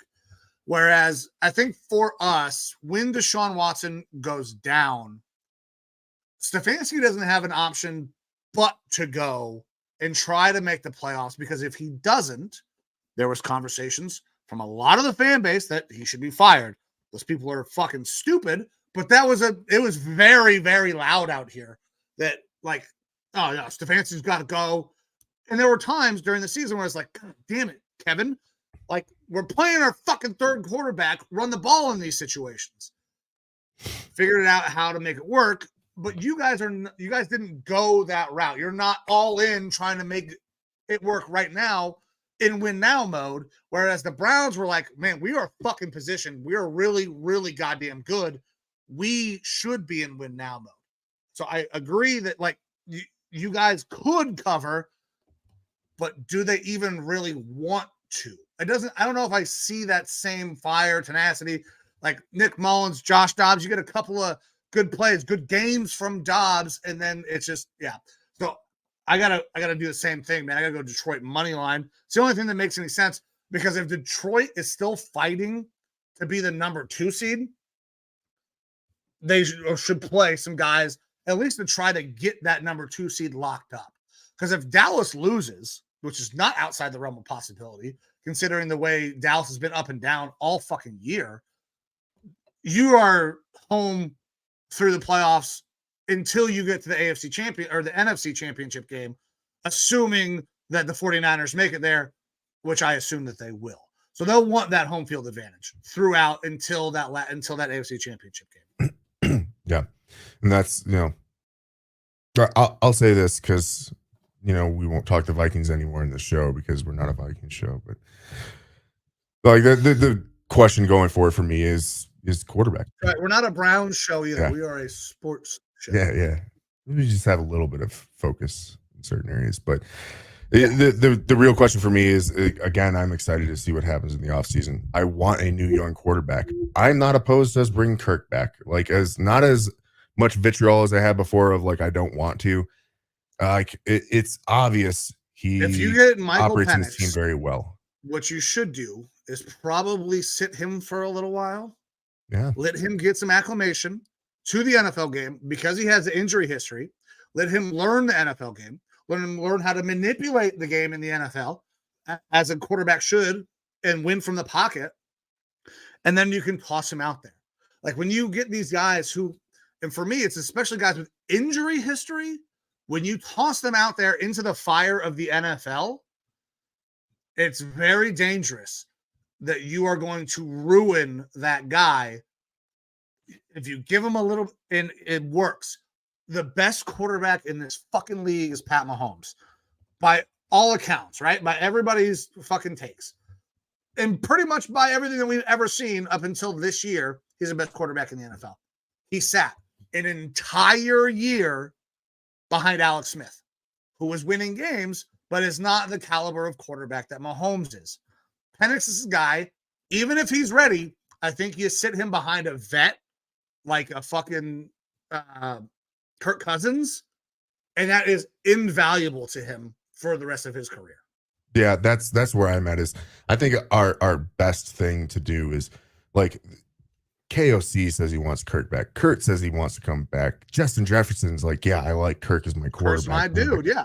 Like, bring him back on a 1, maybe 2 year deal, because that's been kind of the rumor mill is 2 years, $60 million. 30 mil a year. I mean, that's still lower end starting quarterback in the NFL this year. Is it still fully guaranteed? Because I feel like fully guaranteed money. That's the problem, and I think that's where the conversation is going to be. I think the Vikings are okay with bringing Kirk back 2 years, $60 million. It's going to be the guarantees now because of the injury, like because of the Achilles, right. And because if they do decide to draft a quarterback and potentially move up to get a quarterback, can't do the guaranteed. Cannot give him the guaranteed money. Right. And I feel like Kirk has gotten nothing but guarantees in his career. And he has been talking so much. This is where he wants to be. And this is the first time that he's been knocked down a peg with that Achilles injury. Like at this point in his career, stay where you want to stay. The team will bring you back. It can't be fully guaranteed. It just can't be. So unless they start doing some weird void year shit, where it's a 2 year, $60 million deal fully guaranteed, but there's 2 or 3 void years added on. Then you might be able to talk me into it because we're spreading that shit out in the caps. Fucking deferred money down the line, just like in baseball. Which Either way, Shohei Ohtani deferring as much money as he did is fucking outrageous. Yeah. So for me, as of right now, as of January 6th, 2024, my dream scenario is Brian Flores doesn't leave for a head coaching job. He stays for 1 more year.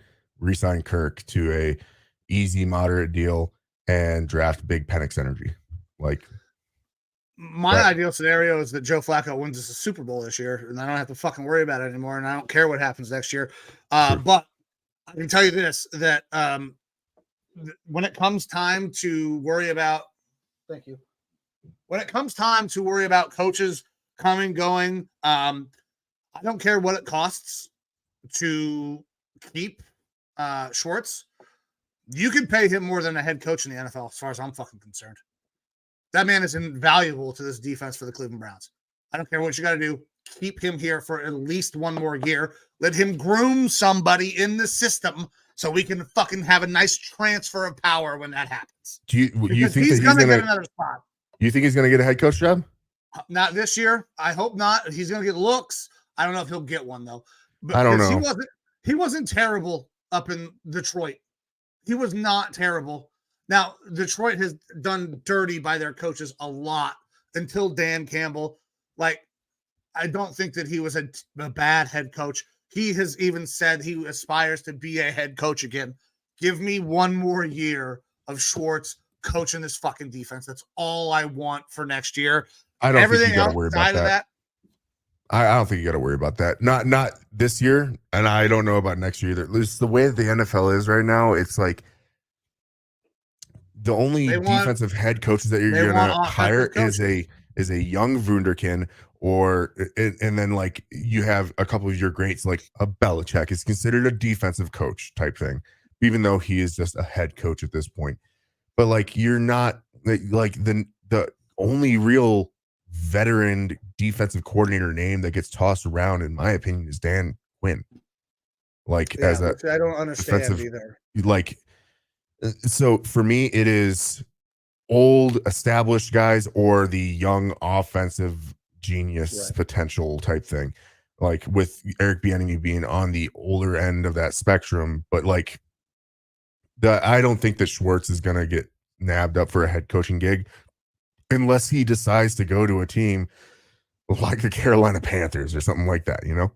And like, I would hope that Schwartz is smart enough to realize that his situation here in Cleveland is 1,000 times better than a head coach's job out in Carolina.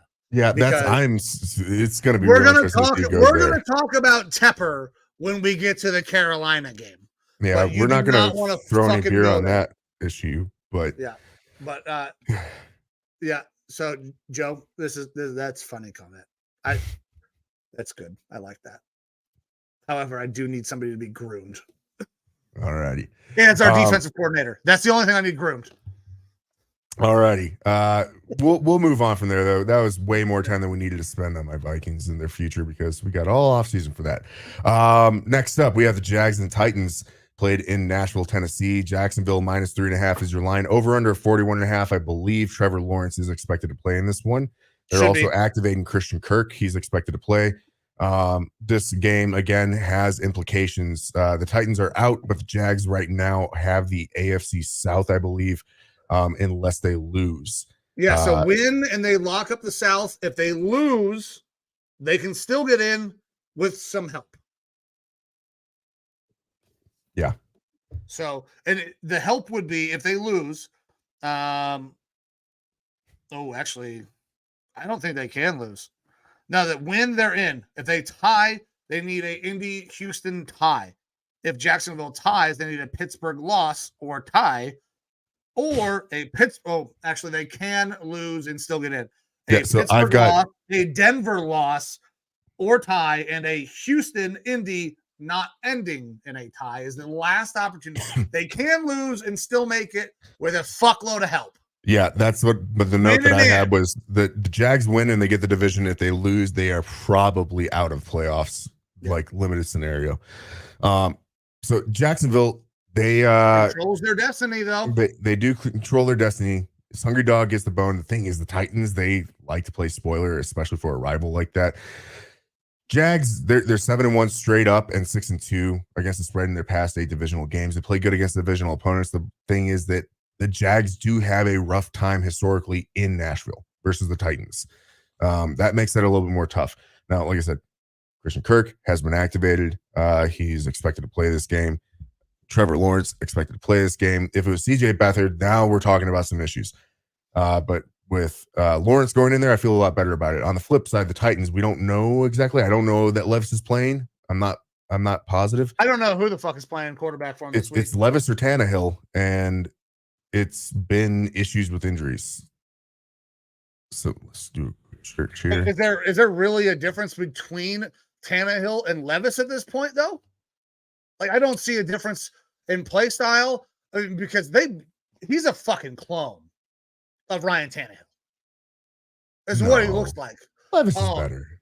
No, dude, I don't know. Like Tannehill, when Tannehill was balling, had good arm talent, was mobile, would run. And when Tannehill was bad, Tannehill was real fucking bad. Like, yeah, but Levis has that insane arm talent. Upside with Levis, yes. But right now, they're the same fucking quarterback. So Titans quarterback Will Levis ruled out for week 18, according to Titans Wire. Just before that, he had returned to practice as a limited participant. So a little bit conflicting reports, but I'm going to go with the Titans Wire here. 23 hours ago, that's the most recent, saying that he will not be playing this game. So it's going to be Tannehill. I do not feel good about Tannehill going out against the Jags. In the Titans offensive line has been playing even worse lately. Expect Josh Allen to get home a little bit in this one. Jacksonville money line for me on this. I mean, minus the points is possibly there, but again, like it's in Nashville. The Titans like to play spoiler. They're going to play hard, I think, for variable, but I don't know. I don't see them winning this one. So I think the Jags lock up that South. They get the win. So Jags money line. Yeah, Jags money line for me as well. Listen, they're playing like dog shit. The Jags have been terrible for almost a month now. But they're good enough to beat Ryan Tannehill and the Tennessee Titans. I'm only going to go money line. I'm not dropping any points. Maybe Tannehill has a spark. He shows one last hurrah before he hits free agency because he'll either be traded, released, or he's already going to be a free agent. It's one of the three. He will not be on the team next year with Will Levis there. So maybe he has one last hurrah, but I fucking doubt it. Jags money line. Yep. All right, next up, two teams that are absolutely out of the playoff race, but still maybe a bit of an interesting matchup here. Jets and Patriots in Foxborough. New England -2 is your line, over under of 30.5. You have a Jets team last week that basically they got told that we are not changing any of the staff. We're not going to be looking for major overhaul or anything. This has just been a bad year. We're going to reset and go run it back with Aaron next year and hopefully some more pieces. On the flip side, this could be Bill Belichick's last game as the head coach of the New England Patriots. This is a Patriots team that has won, I believe, 15 straight against the Jets. Oh, damn. Is it really that many? 15 straight versus the Jets. Fuck. And look, the Jets, they got, like I said, got told last year. They got told last week, before the game, that there would be no monumental changes, nothing with the coaches, things like that. And I think it probably was a sigh of relief from a lot of Jets players and coaches. Do you really think that was a sigh of relief on all of the players' parts based on the way the year went, that they're not based on the way that they played last changes? Week? But they're obviously going to make roster changes, but I think most of those guys that even in the fucking, you got to find somebody else on the offensive side of the ball. Listen, man, even like if Aaron's in there, the offense that they run is probably, it looks different, probably, but even it doesn't. The offense has been atrocious and to look atrocious. They cannot do any, like we are talking Matt Canada levels of fucking asinine play calling. They need offensive line help and they need a quarterback. And Aaron Rodgers is the quarterback. The offensive line help will probably be their major focus this offseason. They're going to be picking very high. They're going to have an opportunity to go after Olufasanu or a Joe Alt, something like that, to fix their tackle problems right off the rip. And they can go free agency and try to get some other line help. But there's also going to be David Bakhtiari out there, who's a fucking ghost and injured often, but you know how the Aaron Rodgers, he runs the team, so he'll probably work to bring him in. You know, it'd be crazy if Bakhtiari does go to free agency, get signed by the Jets, and then plays fucking 17 games for him. I mean, he didn't fucking really play this year, so he should be healthier. Yeah, but I got it. Like, if I'm on the Jets team and I'm an offensive player on the Jets team, I'm probably asking, like, are you sure you don't want to maybe change out the offensive coordinator? Like, I know he was hamstrung a little bit this year, but like, it's Aaron Rodgers' guy. Aaron Rodgers runs the team. It's so that the play calling was shit. It was dog shit all year. Zach Wilson's bad.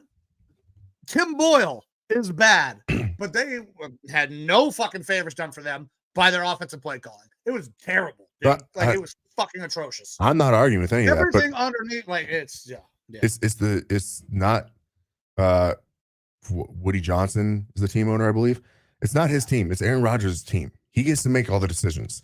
That's like full stop at that. They are not getting rid of Hackett because him and Rodgers are boys. That's like, so Rodgers said, we're not going to make any changes. We're going to run this back when I'm, healthy next year, and we're going to be good. Yeah, but so that's the thing, though, is that Hackett leaves Rodgers, and he looks like shit as a head coach. And then he gets hired out in fucking New York to be Rodgers' offensive coordinator, and then Rodgers goes down, and he looks like shit. It's not Hackett, it's Rodgers. He's fucking bad at coaching offensive football. I don't know why This is the same retread shit that happens with every fucking Patriots coach. Matt Patricia, again and again. The fuck, man? Like, it's not the player. Like, okay, some of it's the players. Tim Boyle and Zach Wilson are fucking bad at football, but dude, Hackett is not the dude. You know why he keeps getting jobs? I think everybody fucking knows why he keeps getting these goddamn jobs. Aaron Rodgers. Yeah. So I'm not I'm not saying it's the right move. I'm just saying that's the whole thing, is that they've said that they're not going to make changes, which is coming from the top. And I believe that everyone breathed that sigh of relief that their jobs were relatively safe. And they played that way last week. They played like they didn't give a fuck. And I don't know that Robert Saleh is going to be able to get a whole lot else out of him this week. Whereas Bill Belichick, he already knows what's happening. One last hurrah, baby. That's Belichick knows if he's staying or if he's going. I believe that has already been figured out. And you're not hearing from him one way or the other because that's not who he is. He doesn't talk about that publicly. But I believe that decision has probably already been made between him and Robert Kraft. And if that decision has been made, you know who else knows that information? All the dudes in the locker room. Because you know who's transparent as fuck with his players, even if you don't like him, is Bill Belichick. I'll let you make the pick, but I'm pretty sure we're going in the same goddamn direction. Yeah, it's Patriots money line for me on this. 100%. Dude. They're winning Bill Belichick's last game. They're winning Bill Belichick's last fucking game, and the Jets offense is dog shit. Yeah. Now, there's already, 16 nails in the coffin. If you want a 17th nail, it would be to lose this game. You haven't lost to the Jets in 15 matchups. Well, here's number 16. Also, it's your last game. It's the Patriots head coach. Ding dong, you're dead. But I think the Patriots can probably pull this one out. And it's like the Jets have a good defense, but if they're going to come out flat like they did again, yeah, it's Patriots money line for me. Same. So go ahead, preface the next game. But so we've been getting at it today. Long show already. Mm-hmm. I'm gonna have to fucking piss my pants. I haven't drank on the show in a while. So preface the next game. I'll be right back because we still got a lot of fucking games to go. I'm not making it all the way through the show without pissing. All right, sounds good. I'll pull up my notes here for this next one here. We have the Falcons and Saints in New Orleans. The line is New Orleans -3, over under a 42.5. That win last week by the Saints, keeping them playoff relevant. And this is the NFC South, man. So if the Bucs lose, and we haven't gotten to that Bucs game yet, but if the Bucs lose, and it's our next game up versus the Panthers, the winner of this game will win the NFC South. The Saints could still get in as a wild card team with a win in this game. But if the Bucs lose, the winner of this game will win the NFC South. If the Saints lose, they could still get in if the Bucs win. Something like that. Mike will have the full breakdown here in a little bit, but that just kind of goes to show you how close of a race this South division is. Bucs are 8-8, Saints are 8-8, Falcons are 7-9. So a Falcons win puts them at 8-9. That would leave the Saints at 8-9. And then if the Bucs somehow lose, they would be 8-9. And we would have to break it down to the actual head-to-head matchups and whatnot, and potentially strength of schedule. Either way, NFC South, pretty fucking bad. They're pretty fucking bad. I think it's kind of a foregone conclusion that they're going to be one and done in the playoffs this year, whichever team makes it. But I brought it up last week. I brought it up early in the show. Hungry Dog gets the bone. And I don't know how that really works out in this game because both these teams are hungry. Both of them need a win in order to try to keep their playoff hopes alive. I believe, though, that the Saints are probably the better team here. They're playing in New Orleans. The Falcons trotting out Taylor Heineke. Heineke also is banged up again. With New Orleans -3 on this one, I'm not touching that because both these teams are bad. They could keep it close, but it's going to get testy. We talked about this last week with the Falcons. The Falcons have a very talented team. They got a talented roster on offense. They just do not get the play calling like they should. They're not utilizing those good players like they should, and it's sad. but any given Sunday they could come trot out a good offense. But I just don't know that's going to happen under Arthur Smith. So Mike, Saints Falcons lines New Orleans, or the line is New Orleans -3 over under 42.5. And I kind of broke down a little bit of the playoff scenarios here for these teams, because our next game that we're going to go into, the Bucks versus the Panthers, has heavy implications towards it too. Right now, the Bucks are 8-8, the Saints are 8-8, and the Falcons are 7-9. So if the Falcons were to win this game and the Bucks were to lose their game versus the Panthers, which is not necessarily out of the question, all NFC South teams are tied. Top 3 NFC South teams 8-9 are available to still win the division, make the playoffs.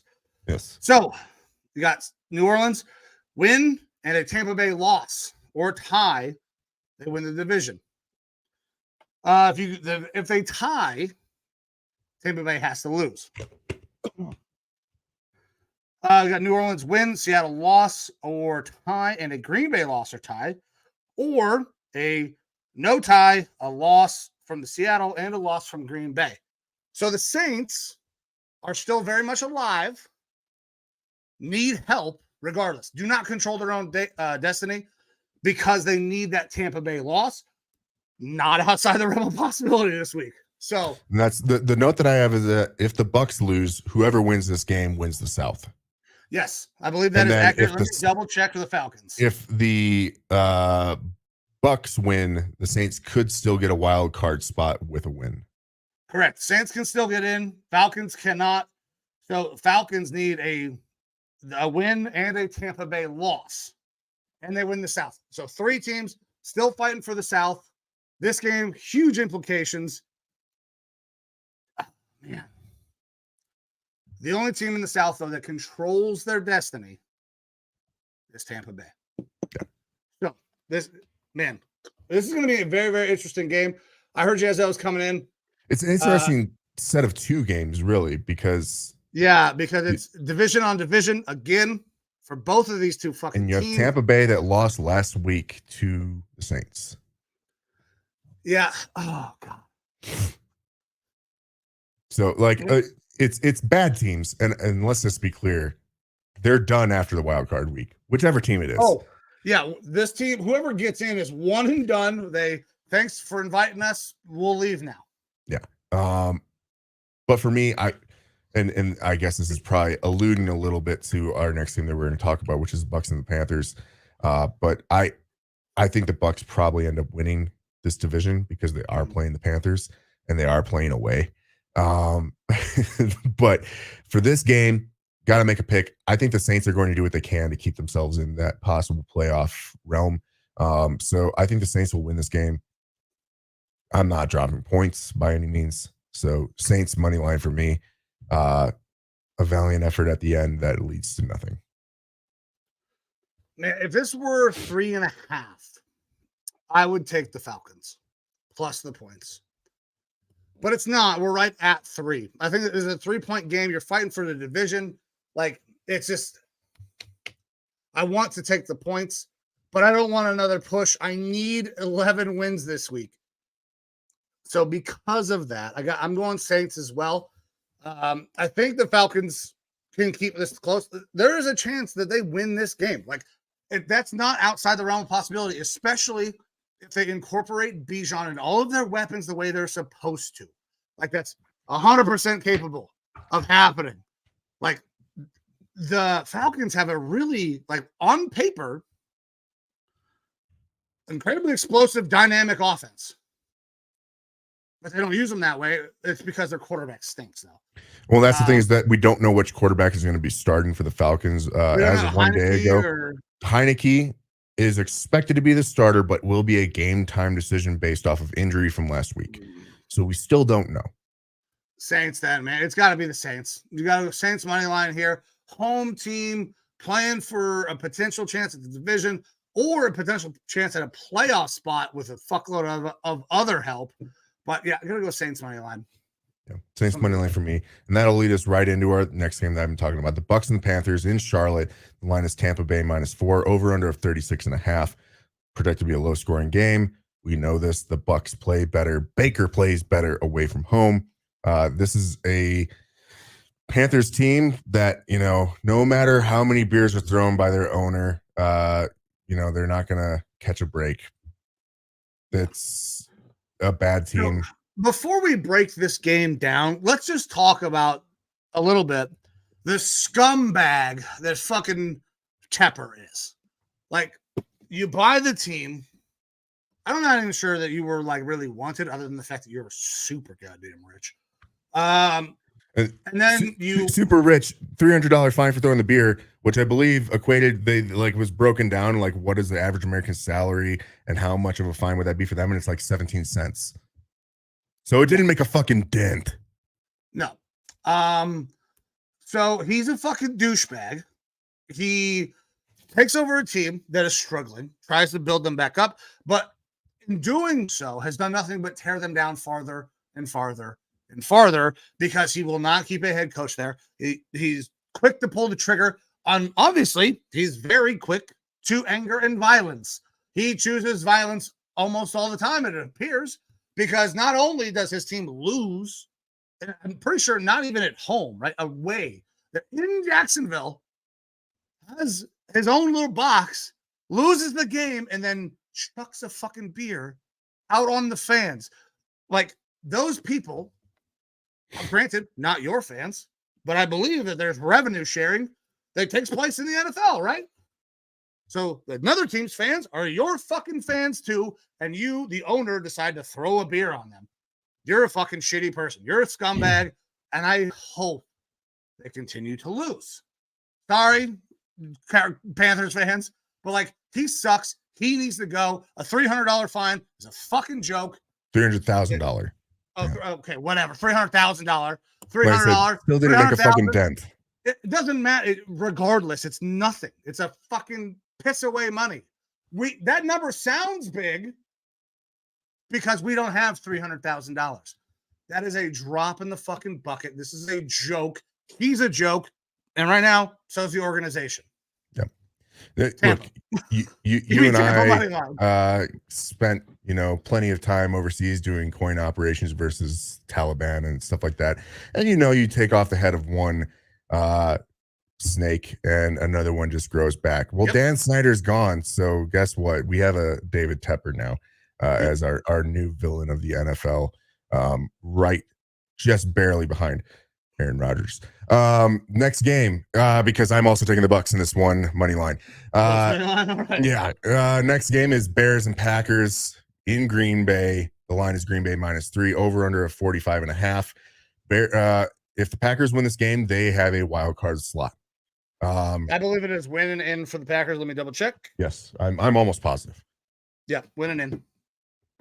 Now, we have a Packer fan at work, a green suit, that I'm not going to mention their name because I don't want them to be trashed too bad. But they were big into, hey, we need to win this game and make the playoffs. And I was like, why? You don't have a good team. You don't have a good quarterback. Like, same kind of situation as me. I was like, if you get in, cool. But like, I wouldn't be like rooting like, yes, we made it, because it's nothing cool. You guys are just going to get booted out real quick. It's to prove a point, right?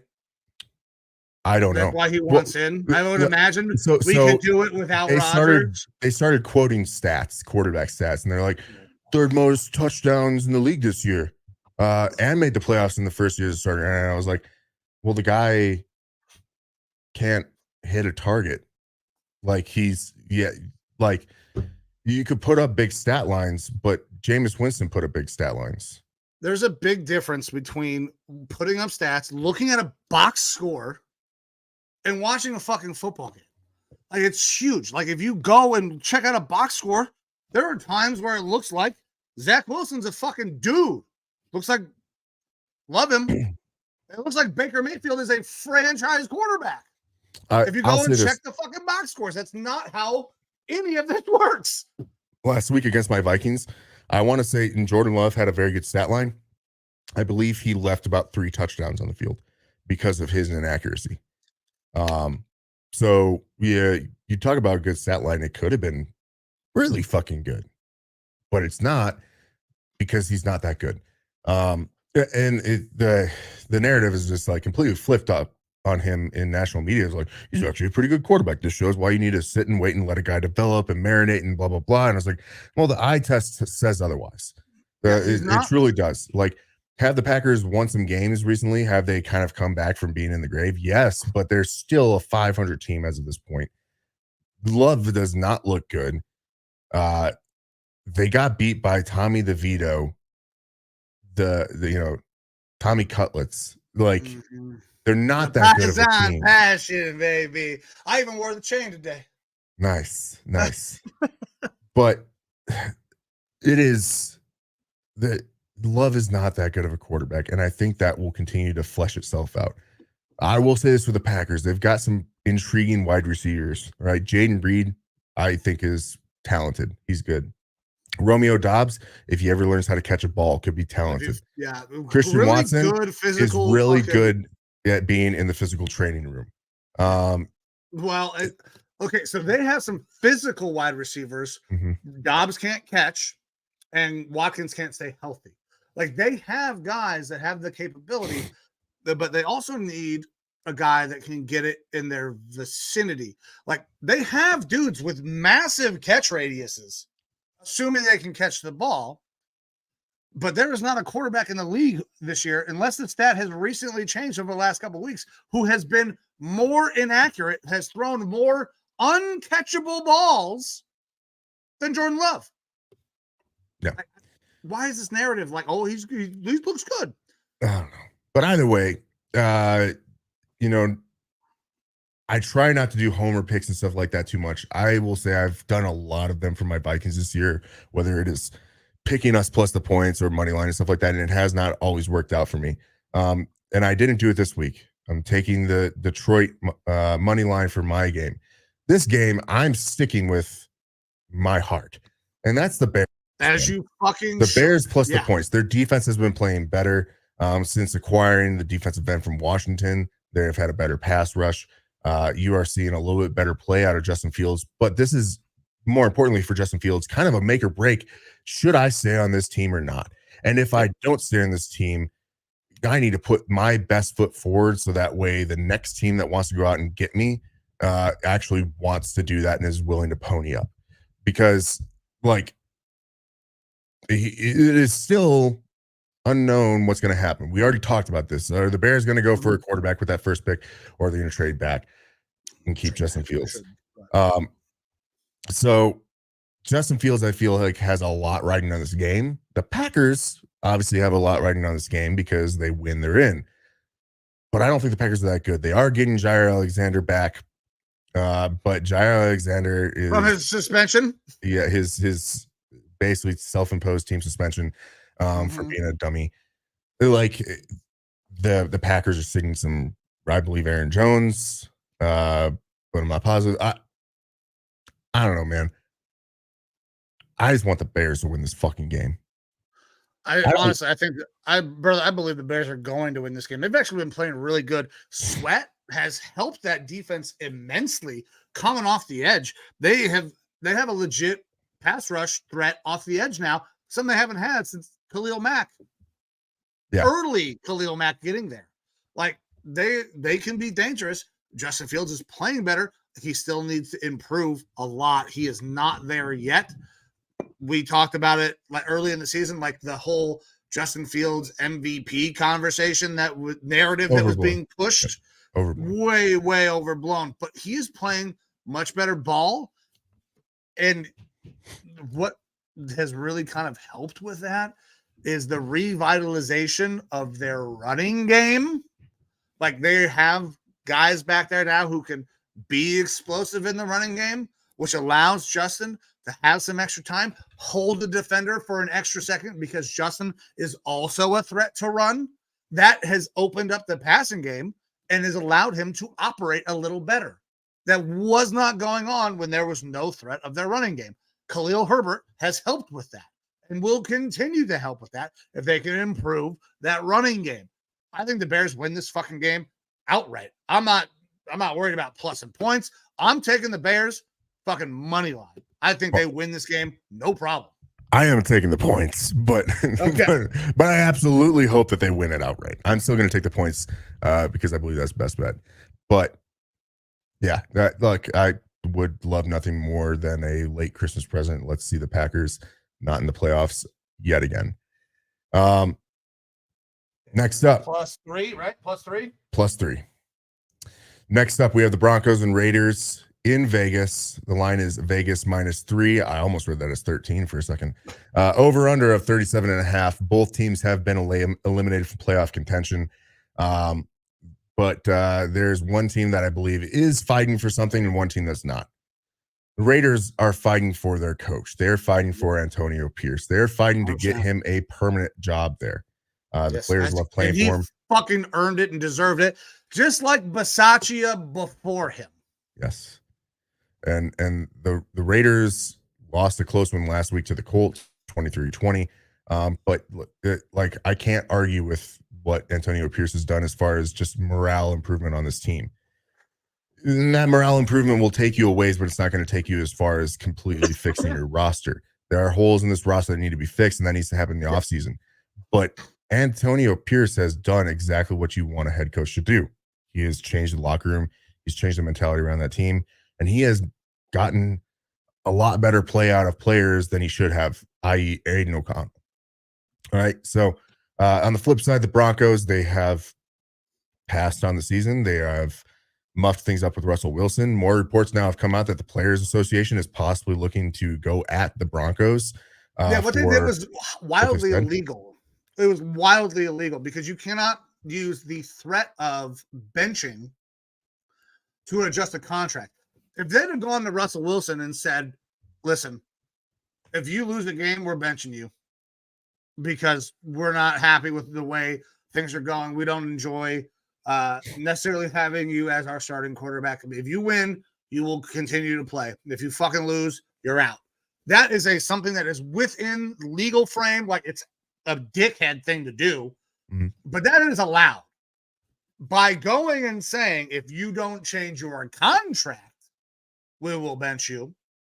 That is outside of the things that you are allowed to do in terms of the collective bargaining agreement. And I believe antitrust laws, it fucking deals with that as well. Like and it sounds like the specifics of it were with the change of contract was specifically the injury guaranteed. Like he's guaranteed like 37.5 million at a certain point in time in the offseason, like in March. Day 5 of the offseason of the new league year. That is guaranteed for injury. And they were basically like, hey, drop that and we'll keep playing you. So that way, if you do get hurt at the end of this year and we want to make a move next year, then we don't have to worry about it. And that's where it's going to kind of be like a little bit more tiptoe around, is this okay or not? Either way, I mean, it was a brutal move by the Broncos to do this. And then there's obviously the questions of, is it allowable under the CBA and things like that? So it'll be interesting to see what happens with the Broncos going forward. It's not unusual for Sean Payton team to do things that are illegal or immoral or wrong, i.e. the Saints teams and Bounty Gate and stuff like that. So it wouldn't surprise me at all. That being said, I like the Raiders in this game. I'll take the Raiders money line. They're favored currently, but I just want to see them win. Again, this is a little bit more of a heart pick. I want Antonio Pierce to get that job. I think that the players will play hard for him in order to get him that job going forward. But even if they were to lose this game, I still hope that he gets that job going forward. Yeah, so I hope Antonio Pierce gets the job. I am rooting for the Raiders in this game. I am taking the Raiders money line. But more so than anything else, the one thing I want to see, and it's not anything against this particular player, but I want to see Jared Stidham go out there and look like absolute dog shit. I want him to look really fucking bad because he was on the Raiders. The Raiders would not re-sign him. He signs a contract in Denver. They force Russell out and they get Stidham in. Anybody who watched the game last week can tell you that Stidham is not a starting quarterback in this league. I watched the entirety of the game. I had a vested rooting interest because I am off of the Broncos, not only as a team, but as an organization for what they are trying to do to Russell. So I'm watching the game, and you can very clearly tell that Jarrett Stidham is not the caliber of quarterback that Russell Wilson is. Not even fucking close.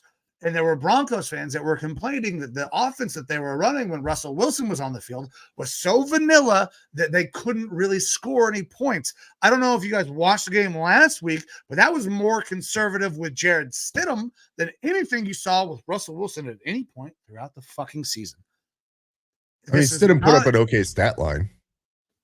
Jarrett Stidham did not do shit outside of throw it checkdowns, and a receiver breaks a big run into the end zone. He broke 5 tackles on one play to go like 70 yards. That is not a Jarrett Stidham stat. He gets the yards, but he didn't do shit. He is not a better quarterback. If this was a football decision, and I said it on Twitter, and I will repeat it here live on fucking YouTube. If Sean Payton thinks that Jarrett Stidham is a better football player than Russell Wilson, he should be fired for his ability to evaluate talent. He is not a better quarterback. I hope the Raiders beat the shit out of the Broncos. And the Stidham looks like shit. I'm nothing against Stidham. I want it to be rubbed in fucking Sean Payton's face that this wasn't a football decision. All righty. Fair Sorry, enough. We're both on Raiders. Let's get a little bit more excited. I'm gonna start smoking because we've already fucking been all over the place today. We got Shroud Boys, we got J6 jokes. Let's just add a little bit of drugs and alcohol as well. All righty. Next up, we have the Eagles and Giants being played in East Rutherford, New Jersey. Tyrod Taylor going to be starting this game. Tyrod, whatever. The line is Philly -5.5, over under a 41.5. And this is an important game for the Philadelphia Eagles because it has implications as to their placement in the playoffs. They are locked into the playoffs, but Philly needs the Cowboys to lose and a win in order to get that NFC East 2 seed. So they have a lot to play for, and they should beat the Giants, but they got their asses whooped at home last week by the Cardinals. And when you say asses whooped, it's because the game was close. They were winning basically the entire game. But did it ever feel like, and I don't know if you went back and watched, did it ever feel like they were really in control of that game? No. Maybe in the first quarter, and then it all went like, man, the Cardinals can maybe come back. And especially with a guy like Kyler, who is capable of evading their pass rush and throw to guys who are okay-ish receivers, but against a dog shit secondary right now. Like, they were never in control, and then eventually it bit them in the ass. They were favored by fucking 12, and they lost. Like, this team is not playing good football. I'm sorry. Go ahead. Yeah, no, that's the thing, is that we know the Eagles are a better team than the Giants. Like, yeah, 100%. Ostensibly they are. That being said, the Eagles defense is becoming one of the worst in the NFL. Right now, they are 29th in points per game, 28th in passing yards per game, and 31st in passing touchdowns per game. So not only is the defense is bad in general at giving up points, but the pass defense is absolutely atrocious. They brought in Sean Desai, who was a guy that I really liked. And I think part of it is the personnel, but like that they have. They're aging out on the back end. They lost too many guys out of that secondary from the Super Bowl team. But they decided to change things up a little bit, and they have Matt Patricia, which I didn't know Matt Patricia was even on that squad. But they had Matt Patricia calling defensive plays, and that obviously did not fucking work for them. I don't know why it would. Yeah, and I think that experiment needs to be fucking shit canned right away. But like the Belichick, you know what's great? Listen, I love Bill. No, this is the last time I'll interrupt him this time. I love Bill, but I will be so glad to watch the Bill Belichick retreads go away when he fucking retires. Yeah, I mean, because that's the reason they keep getting jobs, is because of Bill. To an extent. Okay, well that brings up the New England job. Bill's gone. Who do they bring in to be their new head coach? Some have said Josh McDaniels can. It won't be McDaniel. It will not be McDaniels. It will not be fucking Patricia. It's got to be somebody other than the Belichick. Or not Willie McGinnis. Who's Gerard Mayo? They've like said Gerard Mayo. is a fast track. Okay. Not a Bill Belichick disciple, but played for him, will be more player friendly, and he's a coach. Also have a little bit, yeah, exactly. And he's a coach, and will also have a little bit of that Belichick. You can kind of meld a nice little spot in there. But is that not the Belichick tree? He is a coach for Belichick. He is right now. Yeah, he's the defensive coordinator. He's the defensive coordinator for Belichick. He played for Belichick. I mean, I feel like they worked him up from linebackers coach the year before, I believe. I think that like he's Gerard Mayo. Gerard Mayo. Yeah, I guess he would fall under the Bill Belichick tree. That sucks. I would hire Gerard Mayo because he was a player in this league. That's Brian different. Flores. That means something. That fucking means a lot, dude. Yeah. Now Brian Flores, kind of Belichick tree. That's a stretch a little bit, I think. He wasn't there that long, was he? He worked his way up there completely. For 2 years. I believe he worked his way up through their system completely to become the defensive coordinator for 1 year, or maybe not even the DC for 1 year, maybe like linebackers coach before he went and became. I don't think he was a DC. I don't think he ever was a DC there because I'm pretty sure Patricia was. Well, maybe not. Maybe for the 1 year, the little gap between Patricia leaving to go to fucking Detroit. And Flores maybe takes it for 1 year. We're gonna have to look up the Flores thing. I'm pulling that up right now. But okay, so I want the retreads of Patricia and McDaniels to stop. All right, that's what I want to stop. Yeah, and the other name that was kind of floated around, who's already there, is Bill O'Brien, which doesn't make sense to me either.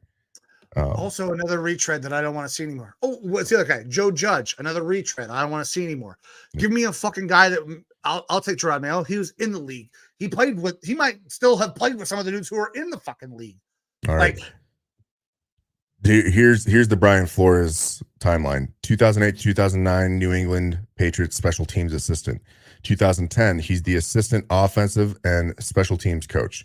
2011, defensive assistant. 2012 to 2015, he's the safeties coach.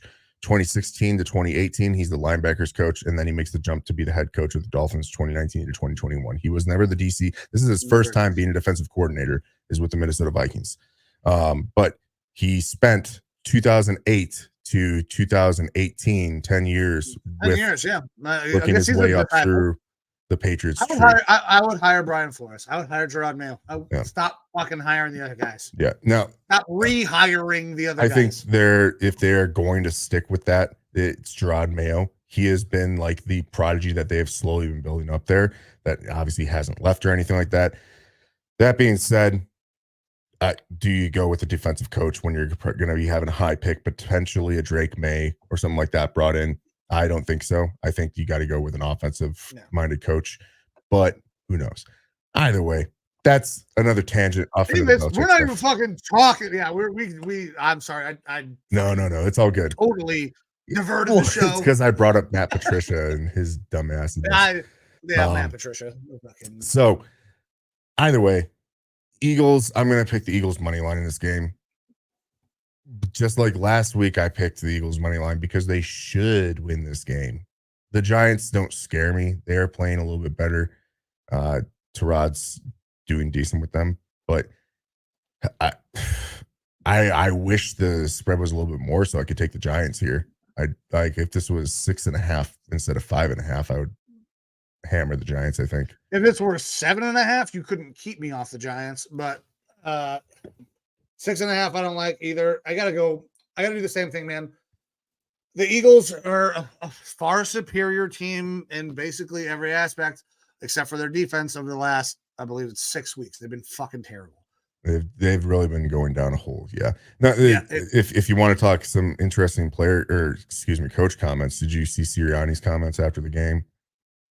I did not see his comments, but I could imagine it was the questions revolved around like, hey, you've been losing to some like good teams and some kind of bad teams and stuff like that this year, especially later on. Like, what are your thoughts? Blah, blah, blah. And he was like, some teams just wish that they were in the playoffs and some teams are in the playoffs type thing. And like, just kind of just blew off the fact that, hey, your team is like on a steep downward trend right now, especially on defense.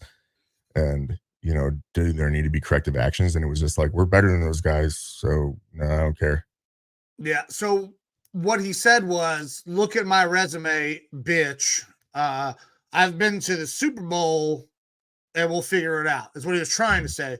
But he kind of comes off like a douchebag because they have been objectively fucking terrible. And you can literally point to the stats that prove it. So, yeah. Now, question from Joe Roxman that we got out there: are the Eagles sitting anyone? The only thing that I can really find is that Sirianni said that he is considering sitting some players.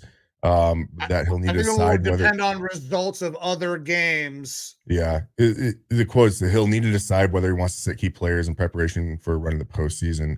But he hasn't made that decision yet. This was as of 4 days ago. I think that in general they're going to play most of their starters because they need to try to lock up that NFC East spot because they have the Cowboys nipping at their heels. So it's a matter of, do they win the NFC East and get the 2 seed, or do they lose and are just a wild card team? I mean, they have to play their guys for at least a half. You would think. And if they're able to go out and get some sort of a commanding lead, which they really haven't done much this year, then maybe you start to see guys get rested. But as of right now, I believe that their plan is to play most of their starters from the get-go. Yeah. And so Cowboys and Eagles both play at the same time, 4:25 start time. Dallas wins. They are the division champs. Will not matter what happens with the Eagles. And like once you get to a certain point, when you see which way a game is going, like if they see at halftime, they go in at halftime with the Cowboys, same time. Cowboys are up fucking 35-0. You're not playing any of your dudes in the second half because this game now is irrelevant. They're going to win. You're the fucking 5 seed. It's going to be that type of decision, that type of game. It will be very fluid, which makes it very hard to fucking bet. They should win this game, though. And honestly, regardless of who is trotted out on the Giants. In my opinion, anyways. I'm thinking about flipping. Because of what I just said? It's like I'm just running through the scenarios in my head. I'm like, the Cowboys are playing the Commanders, and they should absolutely trounce the Commanders. And they have not had as much volatility as the Eagles have had. So I trust the Cowboys to whoop on the Commanders more than I trust the Eagles to whoop on the Giants. And I'm taking the Giants plus the 5.5 points. Fuck it. Okay. Yep. I'm taking Giants plus the 5.5. Flippy floppy. That's my scariest play of the week right there. But I'm gonna do that one because again, like I feel like yeah, I don't like this game. I don't like this, but I'm gonna stick with that. I'm Giants plus the 5.5 on that. Because this is a game where there are things on the line, or there's absolutely nothing on the fucking line, but you don't know that until the game has already been at least probably halfway through. Yeah. All righty. Next up, we have the thanks, Joe. You gotta go pee. No. Giants almost got him last game, and yes, they did. He's riding with the 5.5. You were like getting up in that chair, like. Oh yeah. I was just been slipping down because I was like, I got to get back into this because that's. All right. Next up, we have the Seahawks and the Cardinals out in Glendale, Arizona. Seattle -3 is your line, over under at 47.5. I believe the Seahawks still have some sort of a slim chance of getting into the playoffs. They do, and I can give you it. Go ahead, keep going. I'll let you know. Well, I was just going to say it's not going to happen. The Cardinals are going to win. Cardinals +3. The Cardinals have been playing really good. Kyler's been playing a lot better recently. They're playing at home. Like, I hate Gannon, but, maybe he is a better coach than he is a person that people like or something. I don't know. That completely changed the narrative. We're talking 18 weeks ago, and I'm saying Gannon is a Manchurian candidate coach, that they're going to go out and get themselves a 0-17 season and get Caleb Williams, trade off Kyler to Denver, and it just doesn't look like it's the case anymore. Like the Cardinals are not a good team. They're still going to have a good draft pick, but the Cardinals, like they're going to stick with Kyler after his performances last week. He's not at a full season, so theoretically he's not at his max potential right now. He's been playing better, and I'm not a huge Kyler fan. I don't know that he's the answer there, but I think that they're going to stick with him, and he's been playing better. They've been getting good production out of both their running backs down there. So I'm going to take the Cardinals plus the points here. I don't think that the Seahawks have the moxie right now. I mean, the Seahawks obviously have played some really good teams really close, but something in me just tells me that they don't have the gas to fire through the rest of this game. So the Seahawks definitely absolutely go through what their playoff chances are. I'm just saying that they're not going to make it because Cardinals are going to Cardinals plus the points here, but I think the Cardinals might win this game. Cardinals plus 3 you're taking then, huh? Yeah, Cardinals plus 3. Yeah, so I can't do it, man. I was big on the Cardinals last week. There's 12 points. There's no fucking way. But for the most part, over the last 5 years, teams that control their own destiny do a really good job of controlling their own destiny. Seattle's not in that spot right now, though. Well, controlling your own destiny doesn't necessarily mean in a positive way. You control your own destiny, so you do a good job of losing. You're still controlling your destiny. I think the Cardinals getting not Cardinals. I'm sorry. The Seahawks getting to the playoffs here. They are going to get a win, and Packers are going to lose. I picked the Packers to lose. Okay. I really think that the Packers do not get it done, and I think Seattle knows that. Because that Packers early game, Seattle playing for a spot to get in. I like Seattle knowing that now they control their own destiny. Let me double check. If I'm not mistaken. Oh no, Packers are a 4:25 game as well. I thought they were the last 1 o'clock. So it's going to be a very similar situation to what we're seeing in Philly. If the Packers are up, beating the shit out of somebody, Seattle knows that they're probably fucked, right? They're still going to play hard. So they've got no reason to sit players or anything like that. No, but this one, I think if they start to see a really close game, they're going to go out, they're going to get this dub, and they're going to really pull for it. And I'm going to line up my 2 picks. I'm going Seattle because the Packers, I picked them to lose outright. I didn't take the points. I took the fucking Bears money line. So I got to back that up with Seattle going money line. Okay. What happens? I'm curious if you can figure this out. What happens if Seattle loses and the Packers lose? Who starts to get worked into that wild card spot? Oh, Jesus. Because the Rams are already locked in at picks or at the 6th spot at a maximum. They've got a wild card slot. They'll either be 6 or 7. As of right now, odds on that they will have 6. There are some scenarios where they could get 7, but I'm assuming some of these. So I have the scenario, but you're not going to like it. Okay. The Vikings get in? Yeah. Well, what if the Vikings lose? Oh, God. I don't have that scenario. I don't have if everybody who's supposed to fucking win loses. I don't know. It's the fun of the playoffs. We have no fucking clue. Listen, I don't think the Packers get it done. I think Seattle is watching the scoreboard, recognizes it, they get the dub. Seahawks. Let me see how the conference shakes out here. All right. So this is so tough. San Fran, Dallas, Detroit, Philly, and Rams are all locked in. You still have the NFC South, who could be a 9-7 team or an 8-9 team. We don't know yet. Seattle Seahawks are 8-8 right now. Packers are 8-8. So if they both lose, they'll be 8-9 as well. That I think starts to throw them in a mix with the Saints and the Falcons. Because the Bears if the Bears win, they'll be 8-9. They have a potential chance, I guess. Yeah, I think it gets real wild. You have a lot of teams at 8-9. The teams that can possibly control their own destiny typically do a good job. I think that Seattle is going to do what they need to do. Yeah, it's a drop off after that. The Giants are at 5-11, and then you have a whole bunch of teams that are at 7-9. The Vikings, Bears, and Falcons are 7-9, and the Saints, Eagles, and Packers are 8-8, and the Bucks are 8-8.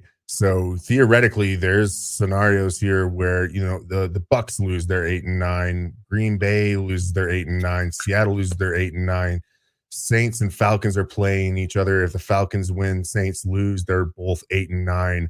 If the Vikings win, they're 8-9, but I don't expect that to happen. And then if Green Bay loses, that means the Bears won, so they're 8-9. Like, we have a lot of teams here in the NFC that could be losing record fighting for wild card spots. So interesting to see how that'll shake out. All right, so you got the Seahawks in this one. Fair enough. I'll be taking the Cardinals plus the points. Next up, we have the Chiefs and Chargers in Inglewood, California. The line is Chargers minus 3.5, over under of 35.5. The Chiefs are locked into the playoffs. They cannot get any better than, I believe, where they're at. It's just third. Third so they have nothing to play for. The 2 seed will be the winner of the Dolphins Bills. Which is also one of those games of the week, because if the Bills lose, I think that there's a chance they don't make the playoffs. They don't make it at all, pretty sure. Like, based on the way that it looks, if the Bills don't win, they would need a Pittsburgh loss, Jacksonville loss. Like, they got to win. But think about it. We're looking at an AFC that is obviously not going to have the Bengals, but could potentially not have the Bills in the playoffs too, which is a bingo card that I never would have thought is possible. The fucking top wild card team, the Browns, have a chance to have 12 goddamn wins. Yeah. The AFC is a fucking gauntlet. Yeah. But either way, this game, the Chiefs and Chargers, Chiefs are sitting like everybody. A lot of their offensive starters are not good to begin with, so that means they're going to really bad guys. That actually makes it interesting for the Chargers to possibly get a W here. I'm not dropping 3.5 points for the Chargers. No.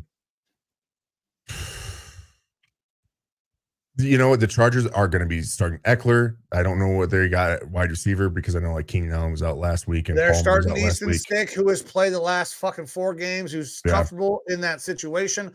And the Chiefs are not playing fucking Pat Mahomes. And I don't know who the hell their backup is. Yeah, and Joe Rockstar makes a good point here. Chargers win if the game ends 2 minutes early. If they have to play a full game, they'll find a way to blow it, which makes sense. It's the Brandon Staley effect. He's gone, right? They fired him. He's gone. Yeah, the Brandon Staley effect is still there. It's gone. No. Come on. Let's start 2024 on a positive note for Chargers fans. The Brandon Staley effect is gone. You will not find a way to blow a fucking 9-point lead with goddamn 3 minutes left. There's no possible way you could do that, right? I mean, it's always possible. I'm going to go Chargers money line on this one. Fuck it. Yeah, Chargers money line too. Yeah, fuck it. Like, the Chiefs' offense is not good, and then you take away Mahomes and anyone else that's really worthwhile there. Like, yeah, okay. Yeah, you can sell me on that. I'm going to say some things that are maybe sacrilegious out here in Cleveland, but did you check out the Pro Bowl roster? No. I just know that only 2 Vikings made it, and one of them was our long snapper. So nice. So Justin Jefferson didn't make it. Like, you know who did make it? Travis Kelce. Yeah, it's a popularity contest. I love Travis Kelce. He did not have a Pro Bowl tight end season. No. So, Chargers, baby. Chargers money line.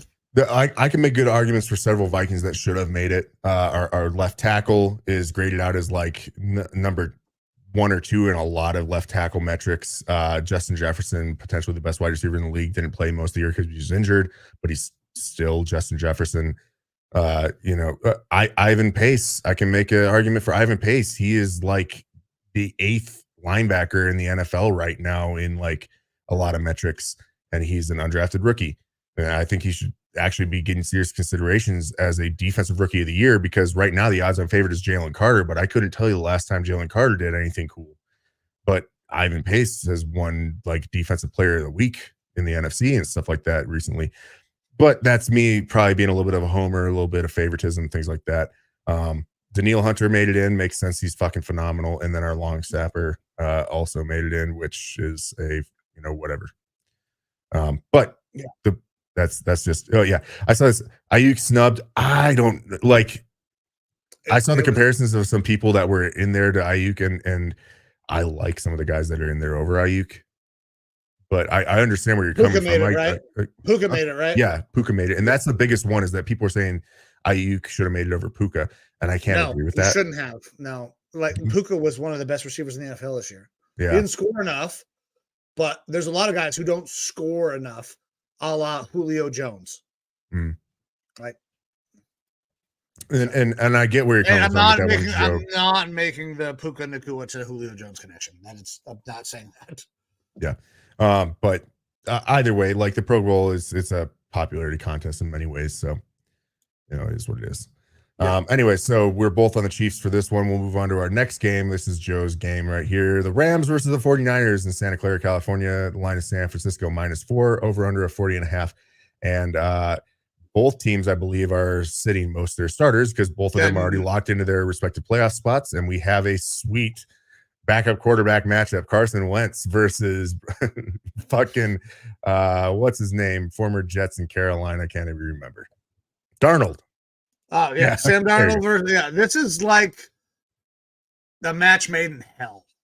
Watching these two fucking quarterbacks go out here, it's absurd. But so they're both starting backups across the board. The depth is probably better for the Niners than it is for the Rams. Almost certainly it's better. But when you have a couple of preseason teams, because Joe made that comment early in the show, I'm not sure if we got it up there or not. A couple of preseason teams going out there and playing for nothing. I will always take the points. Give me the extra fucking points. I'll take the Rams +4. All right, I'm gonna take. I have no idea. These teams are gonna be dog shit. Yeah, I'll say this. Beginning of the year, I said the Rams weren't going to win very many games. Congrats to them. They made me eat crow. They are a solid team. They're kind of a scary team going into the playoffs as well. But again, you have, against a bunch of Jags on the defense again that I still can't name most of them. And if those guys are starting, who's fucking behind them? I really fucking don't know. Like that, like who fucking knows? The 49ers, I could probably find, like, you say, oh, this guy's playing, he's starting this game and he's a backup, and I'll know the name probably. The strength of roster there is heavily leaning towards the 49ers. And so I actually trust Darnold as a starter in that system more than I trust Carson Wentz to do anything. So I'm going to go 49ers money line on this one. McVay getting a quarterback to play really well, new in the system, has been kind of a thing. Baker got a decent little contract off of that. Well, and maybe we get canceled for this, but I've always kind of thought Carson Wentz is a little bit retarded. So I'm okay with that. I don't know. I don't know. I think we're okay there. He's from North Dakota. Like, I don't know that McVay fixes that too much. Like, obviously, and we have a call coming in. Physical talent, but that's about it.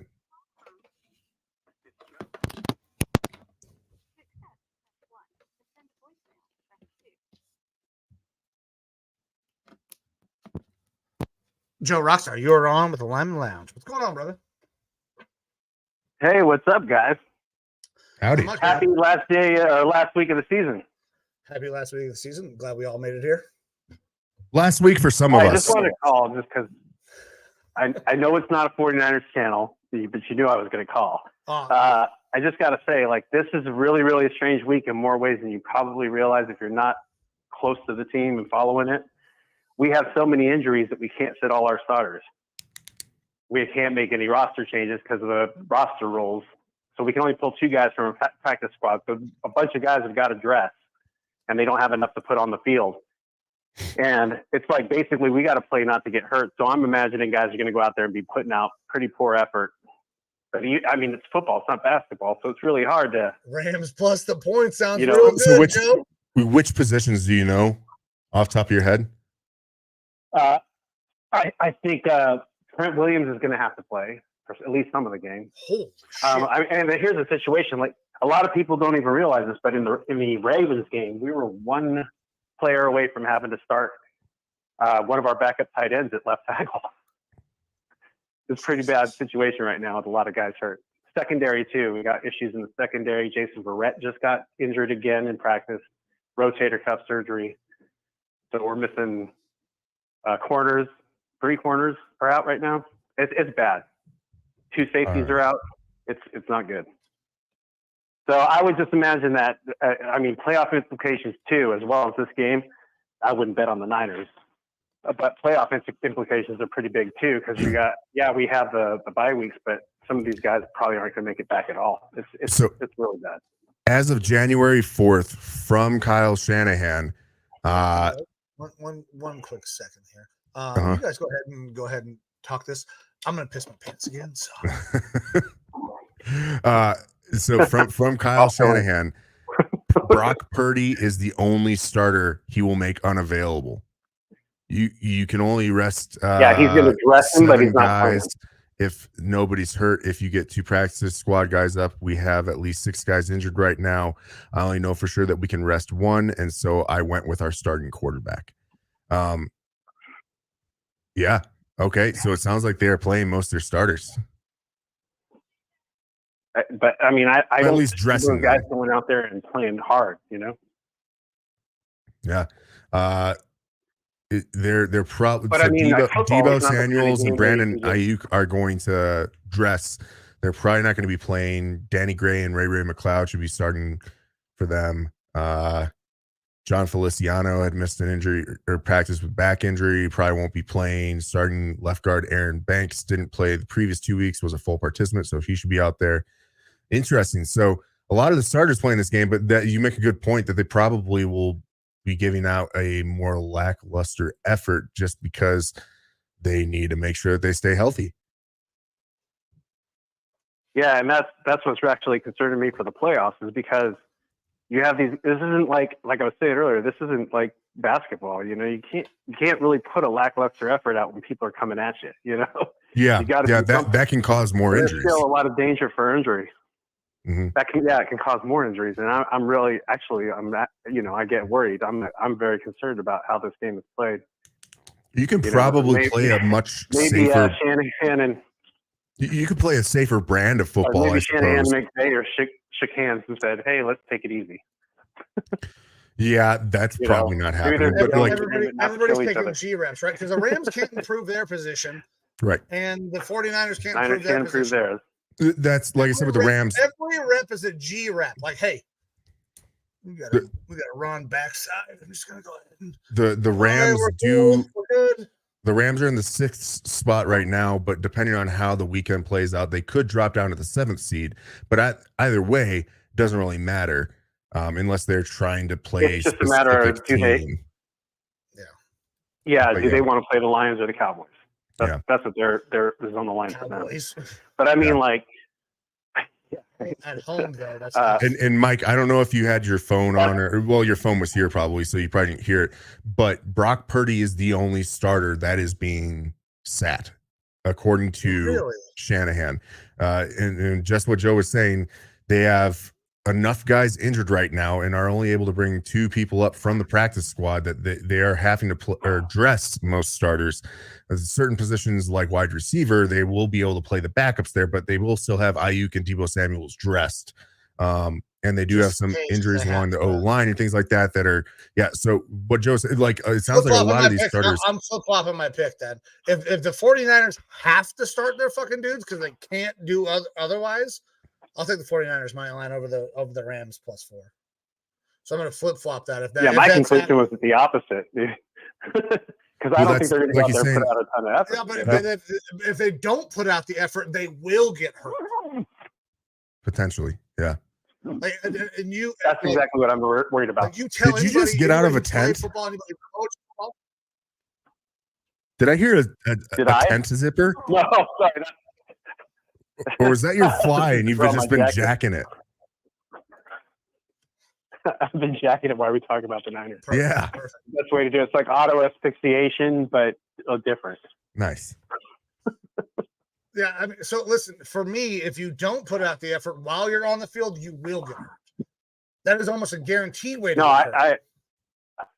I agree. And I hope that's the way they're thinking. But, I'm just really, I'm worried for the playoff implications, even though we have that week bye. It's scary. Joe, I love you, and I appreciate all of the 49ers insider information because I'm not in their forums. I'm not on their Twitter. I'm going to stick with the Rams +4. That's what I was feeling at the start. It may not go my way just because they might have to play their guys. And I hope for you as a fan of the 49ers that you don't lose anybody to injury if you have to play them. But if they don't go out there and play hard and they're on the field, they will get fucking hurt. I'm going to stick with what I got, though. I'm going Rams plus the points. Yeah. And I'll take the 49ers. Yeah, I just wanted to give you guys the information because I know this is a hard one to pick. This is a fucking preseason game, just like you said earlier. It's definitely something that went over our heads on that one. That was something that I wasn't tracking at all. The one really good piece of news for you, though, is that regardless of whatever happens this week, you still have a bye week next week, and you're the only team in the NFC that gets that. So that's pretty cool. To get healthy. Yeah, and I hope that the Vikings do pick up a good quarterback in the draft, but don't go for that fool's gold. Who's the fool's gold? Because everybody that they're saying is good. It's a bad joke. I'm talking about like Purdy comes out in the 7th round and he's good. Okay. And everybody else in the draft sucks. So who he's talking about? I don't trust any of the scouts anymore. Is what he's saying. Caleb Williams is the name that. Yeah. That fool's Caleb gold. Williams, fool's gold. All righty. So I haven't heard of this Penix guy until recently, but it looks good. Yeah, I've been watching Penix for most of the year now. I guess what you're saying is that I should take the South Carolina Gamecocks quarterback that's albino or whatever in the late rounds because he's going to be a star. I hate my life. But all right, Joe. Guys, on the lounge. I'm out. Peace. Later, brother. Well, that was awesome. That's really good information knowing about that game. I mean, I'm obviously not changing my pick. I'm sticking with San Francisco money line in this one. He almost got me to flop. And I think that flopping actually would be the right decision because if you are a starter, you have to fucking you cannot take. You have to have if you're gonna do it, you have to take G reps. You have to be like, hey, bro, hey, I'm run blocking on this fucking play. Or, I think so. This is the thing, though, is that you kind of can do that and can't do that because if the Rams really have an aspiration, they're in the playoffs.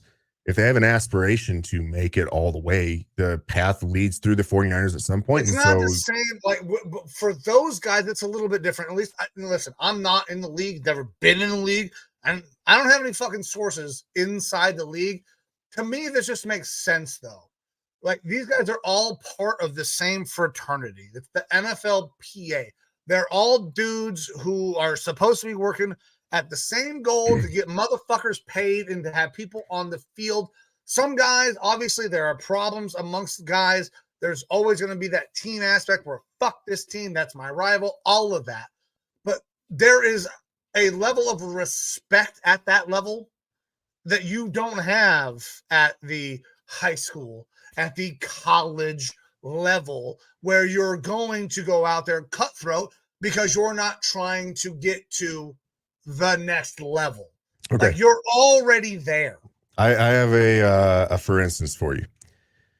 You guys, I don't know if it's possible, but let's say that this last week, your Browns were playing the Ravens.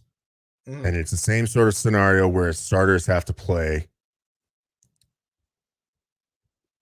One of your Browns players knows that Ravens team is Lamar Jackson. You take his knee out and he's done. Okay. Are you okay with that? No. Well, so if you remember, one before we die, you don't give a fuck what the fuck else happens after that. Like it secures you a much better path to the Super Bowl.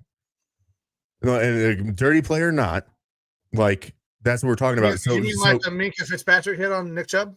Kind of, yeah. So okay. Look, on the flip side here, if Trent Williams was playing, we saw what happened to that 49ers offense when Trent Williams was not on that field.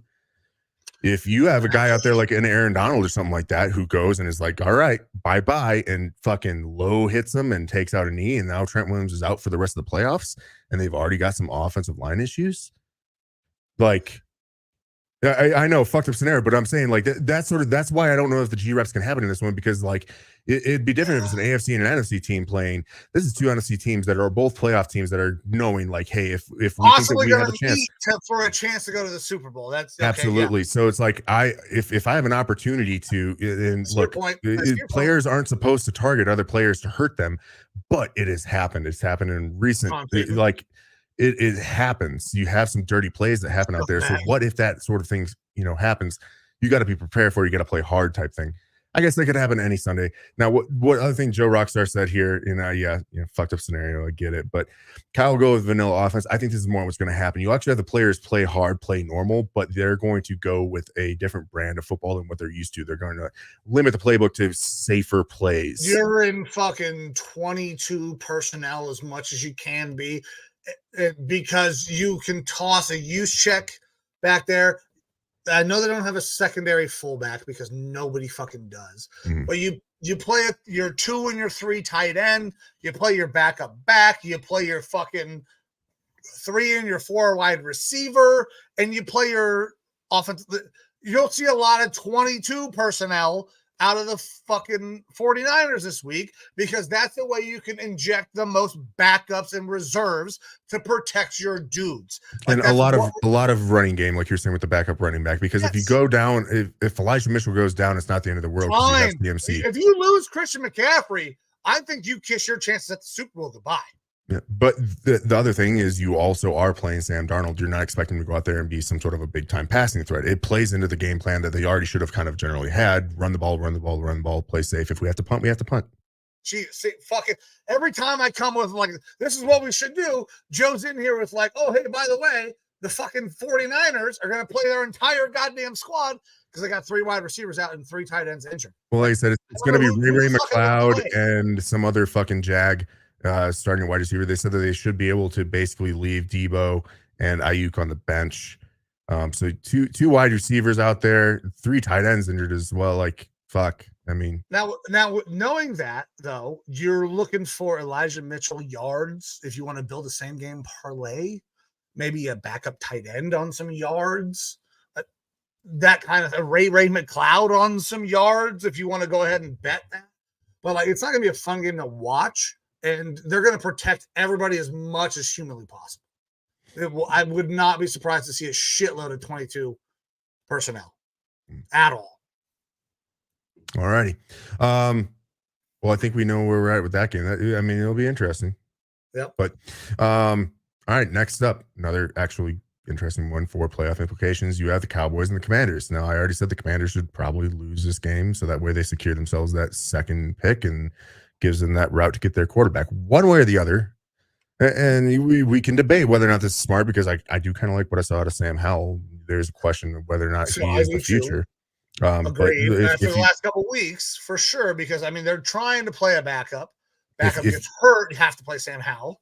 Yeah, if the situation was different, I mean, Sam Howell could have a lot more success, but he already showed a lot of success.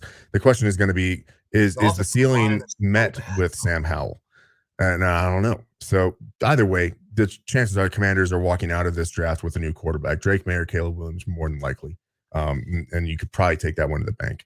That being said, you still have players on the team that are going to be playing for, contracts, things like that. But it's kind of already, the season's done. Rivera knows what's happening. And they're going up against the Cowboys team that, a win secures them the NFC East and the number 2 seed, which is nice to have that home field advantage, which has been very good for Dallas, at least until they end up playing their nemesis in the 49ers, potentially. The line is Dallas minus 13 out in Maryland, over under a 46.5 for this one. This is the sort of game that I could see a backdoor cover of that 13 points.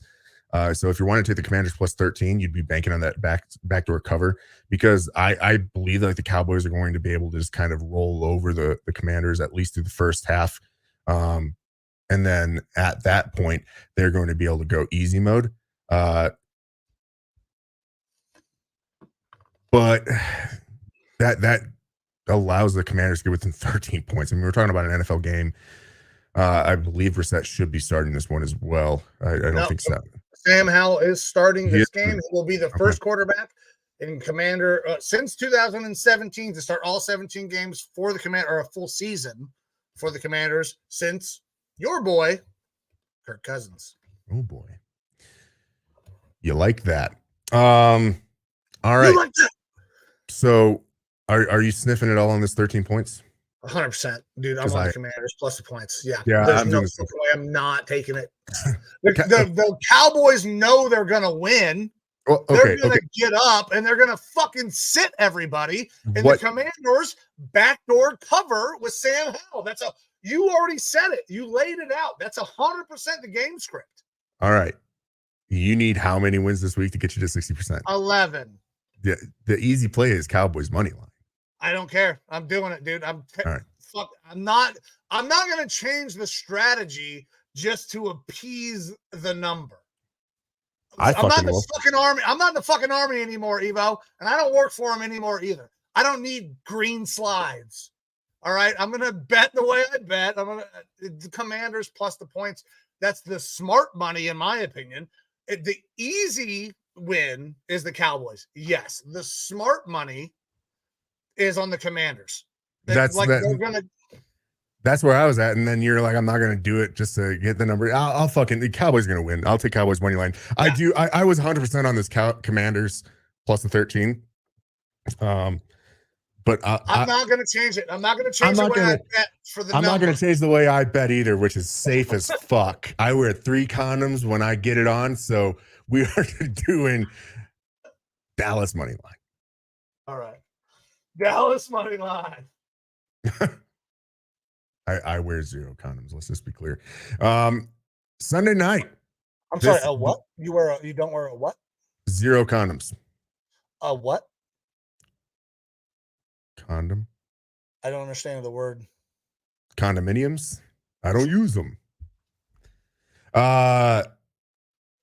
Sunday night game. We've already talked about a couple games this week that could potentially be the biggest games of the week. This is, for me, probably mine. And one of the better games of the week in general. Bills, Dolphins, Bills were able to get the win earlier in the year, if I'm correct. The Bills did get the win early in the season. Love you, Evo, but I'm pop it up, yeah. Size 0. Yeah, I don't know about sizes because I don't use them.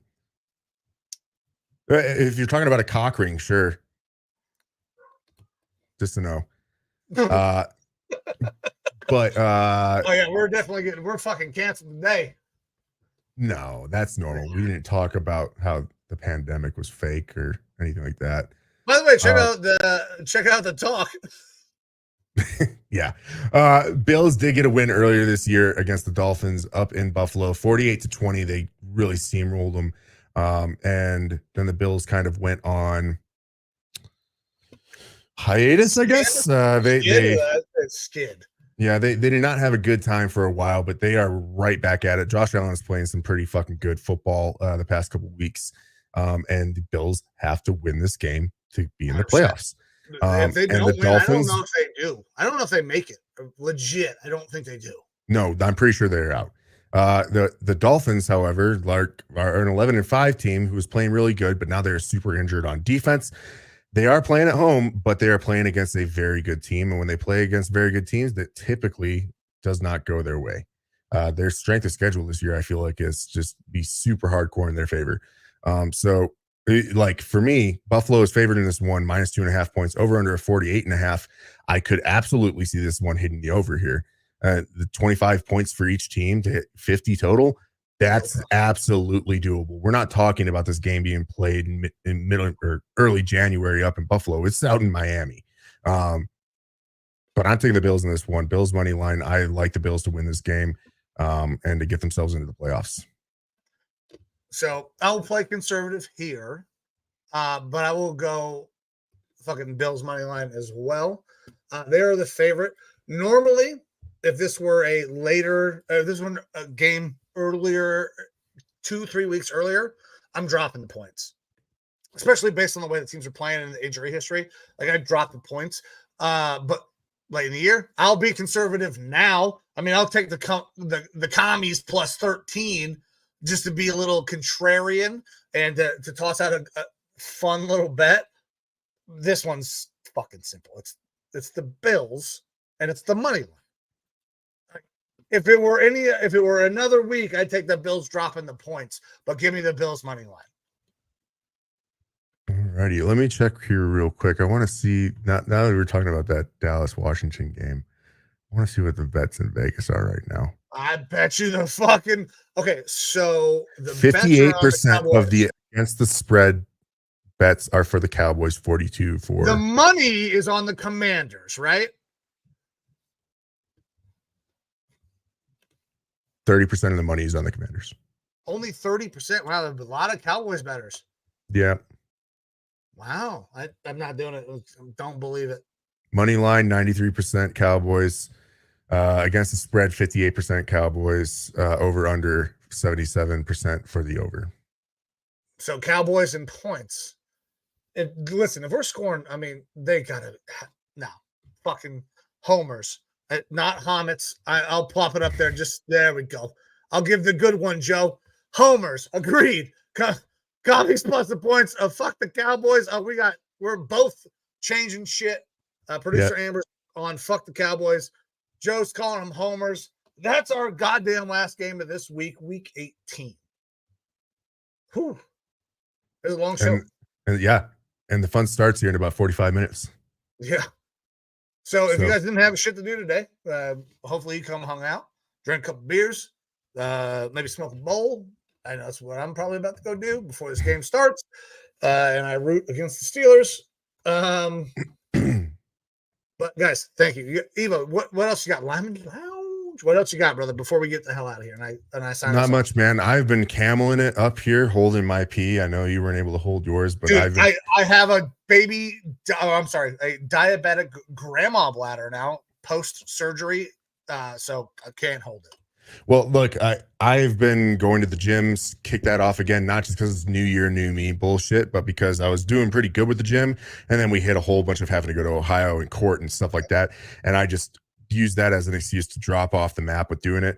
And then after spending 10 weeks with the boys, I was like, I need to get the fuck back in shape because, you know, my back's hurting every day and shit like that. And I was like, if I'm going to be a good parental figure to these boys, I need to be able to run around and do shit with them and get back in shape. So I've been working on the gym and doing that stuff, and I've been drinking a fuckload of water with creatine and stuff like that because I am in the buffering phase of getting my body used to having creatine back in it again before I kind of normalize it and stuff like that. So a lot of fucking water, a lot of water retention and shit right now, and I have to piss hardcore for sure. So that's what I'm going to be doing, and then I'm probably going to watch some football, go to the gym, watch more football, and have myself a good little night here. So that's what's on the near term spectrum for me. Hell yeah. Well, with that, let's get the fuck out of here so we can drink whatever it is we're going to drink, piss, and watch some football. But guys, I'm Mike. That is Evo. This is the Lineman Lounge. We can be found anywhere podcasts can be found. If you want to watch the show, go to the YouTube, like, subscribe, hit the bell, all that fancy shit.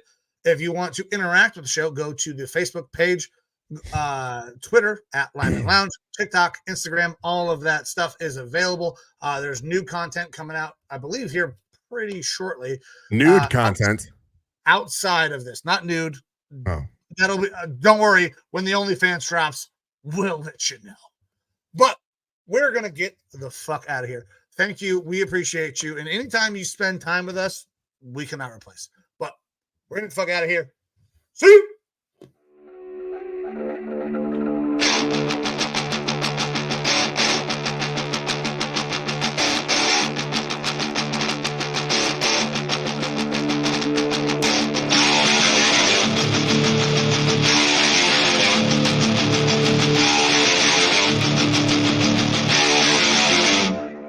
fuck the Packers.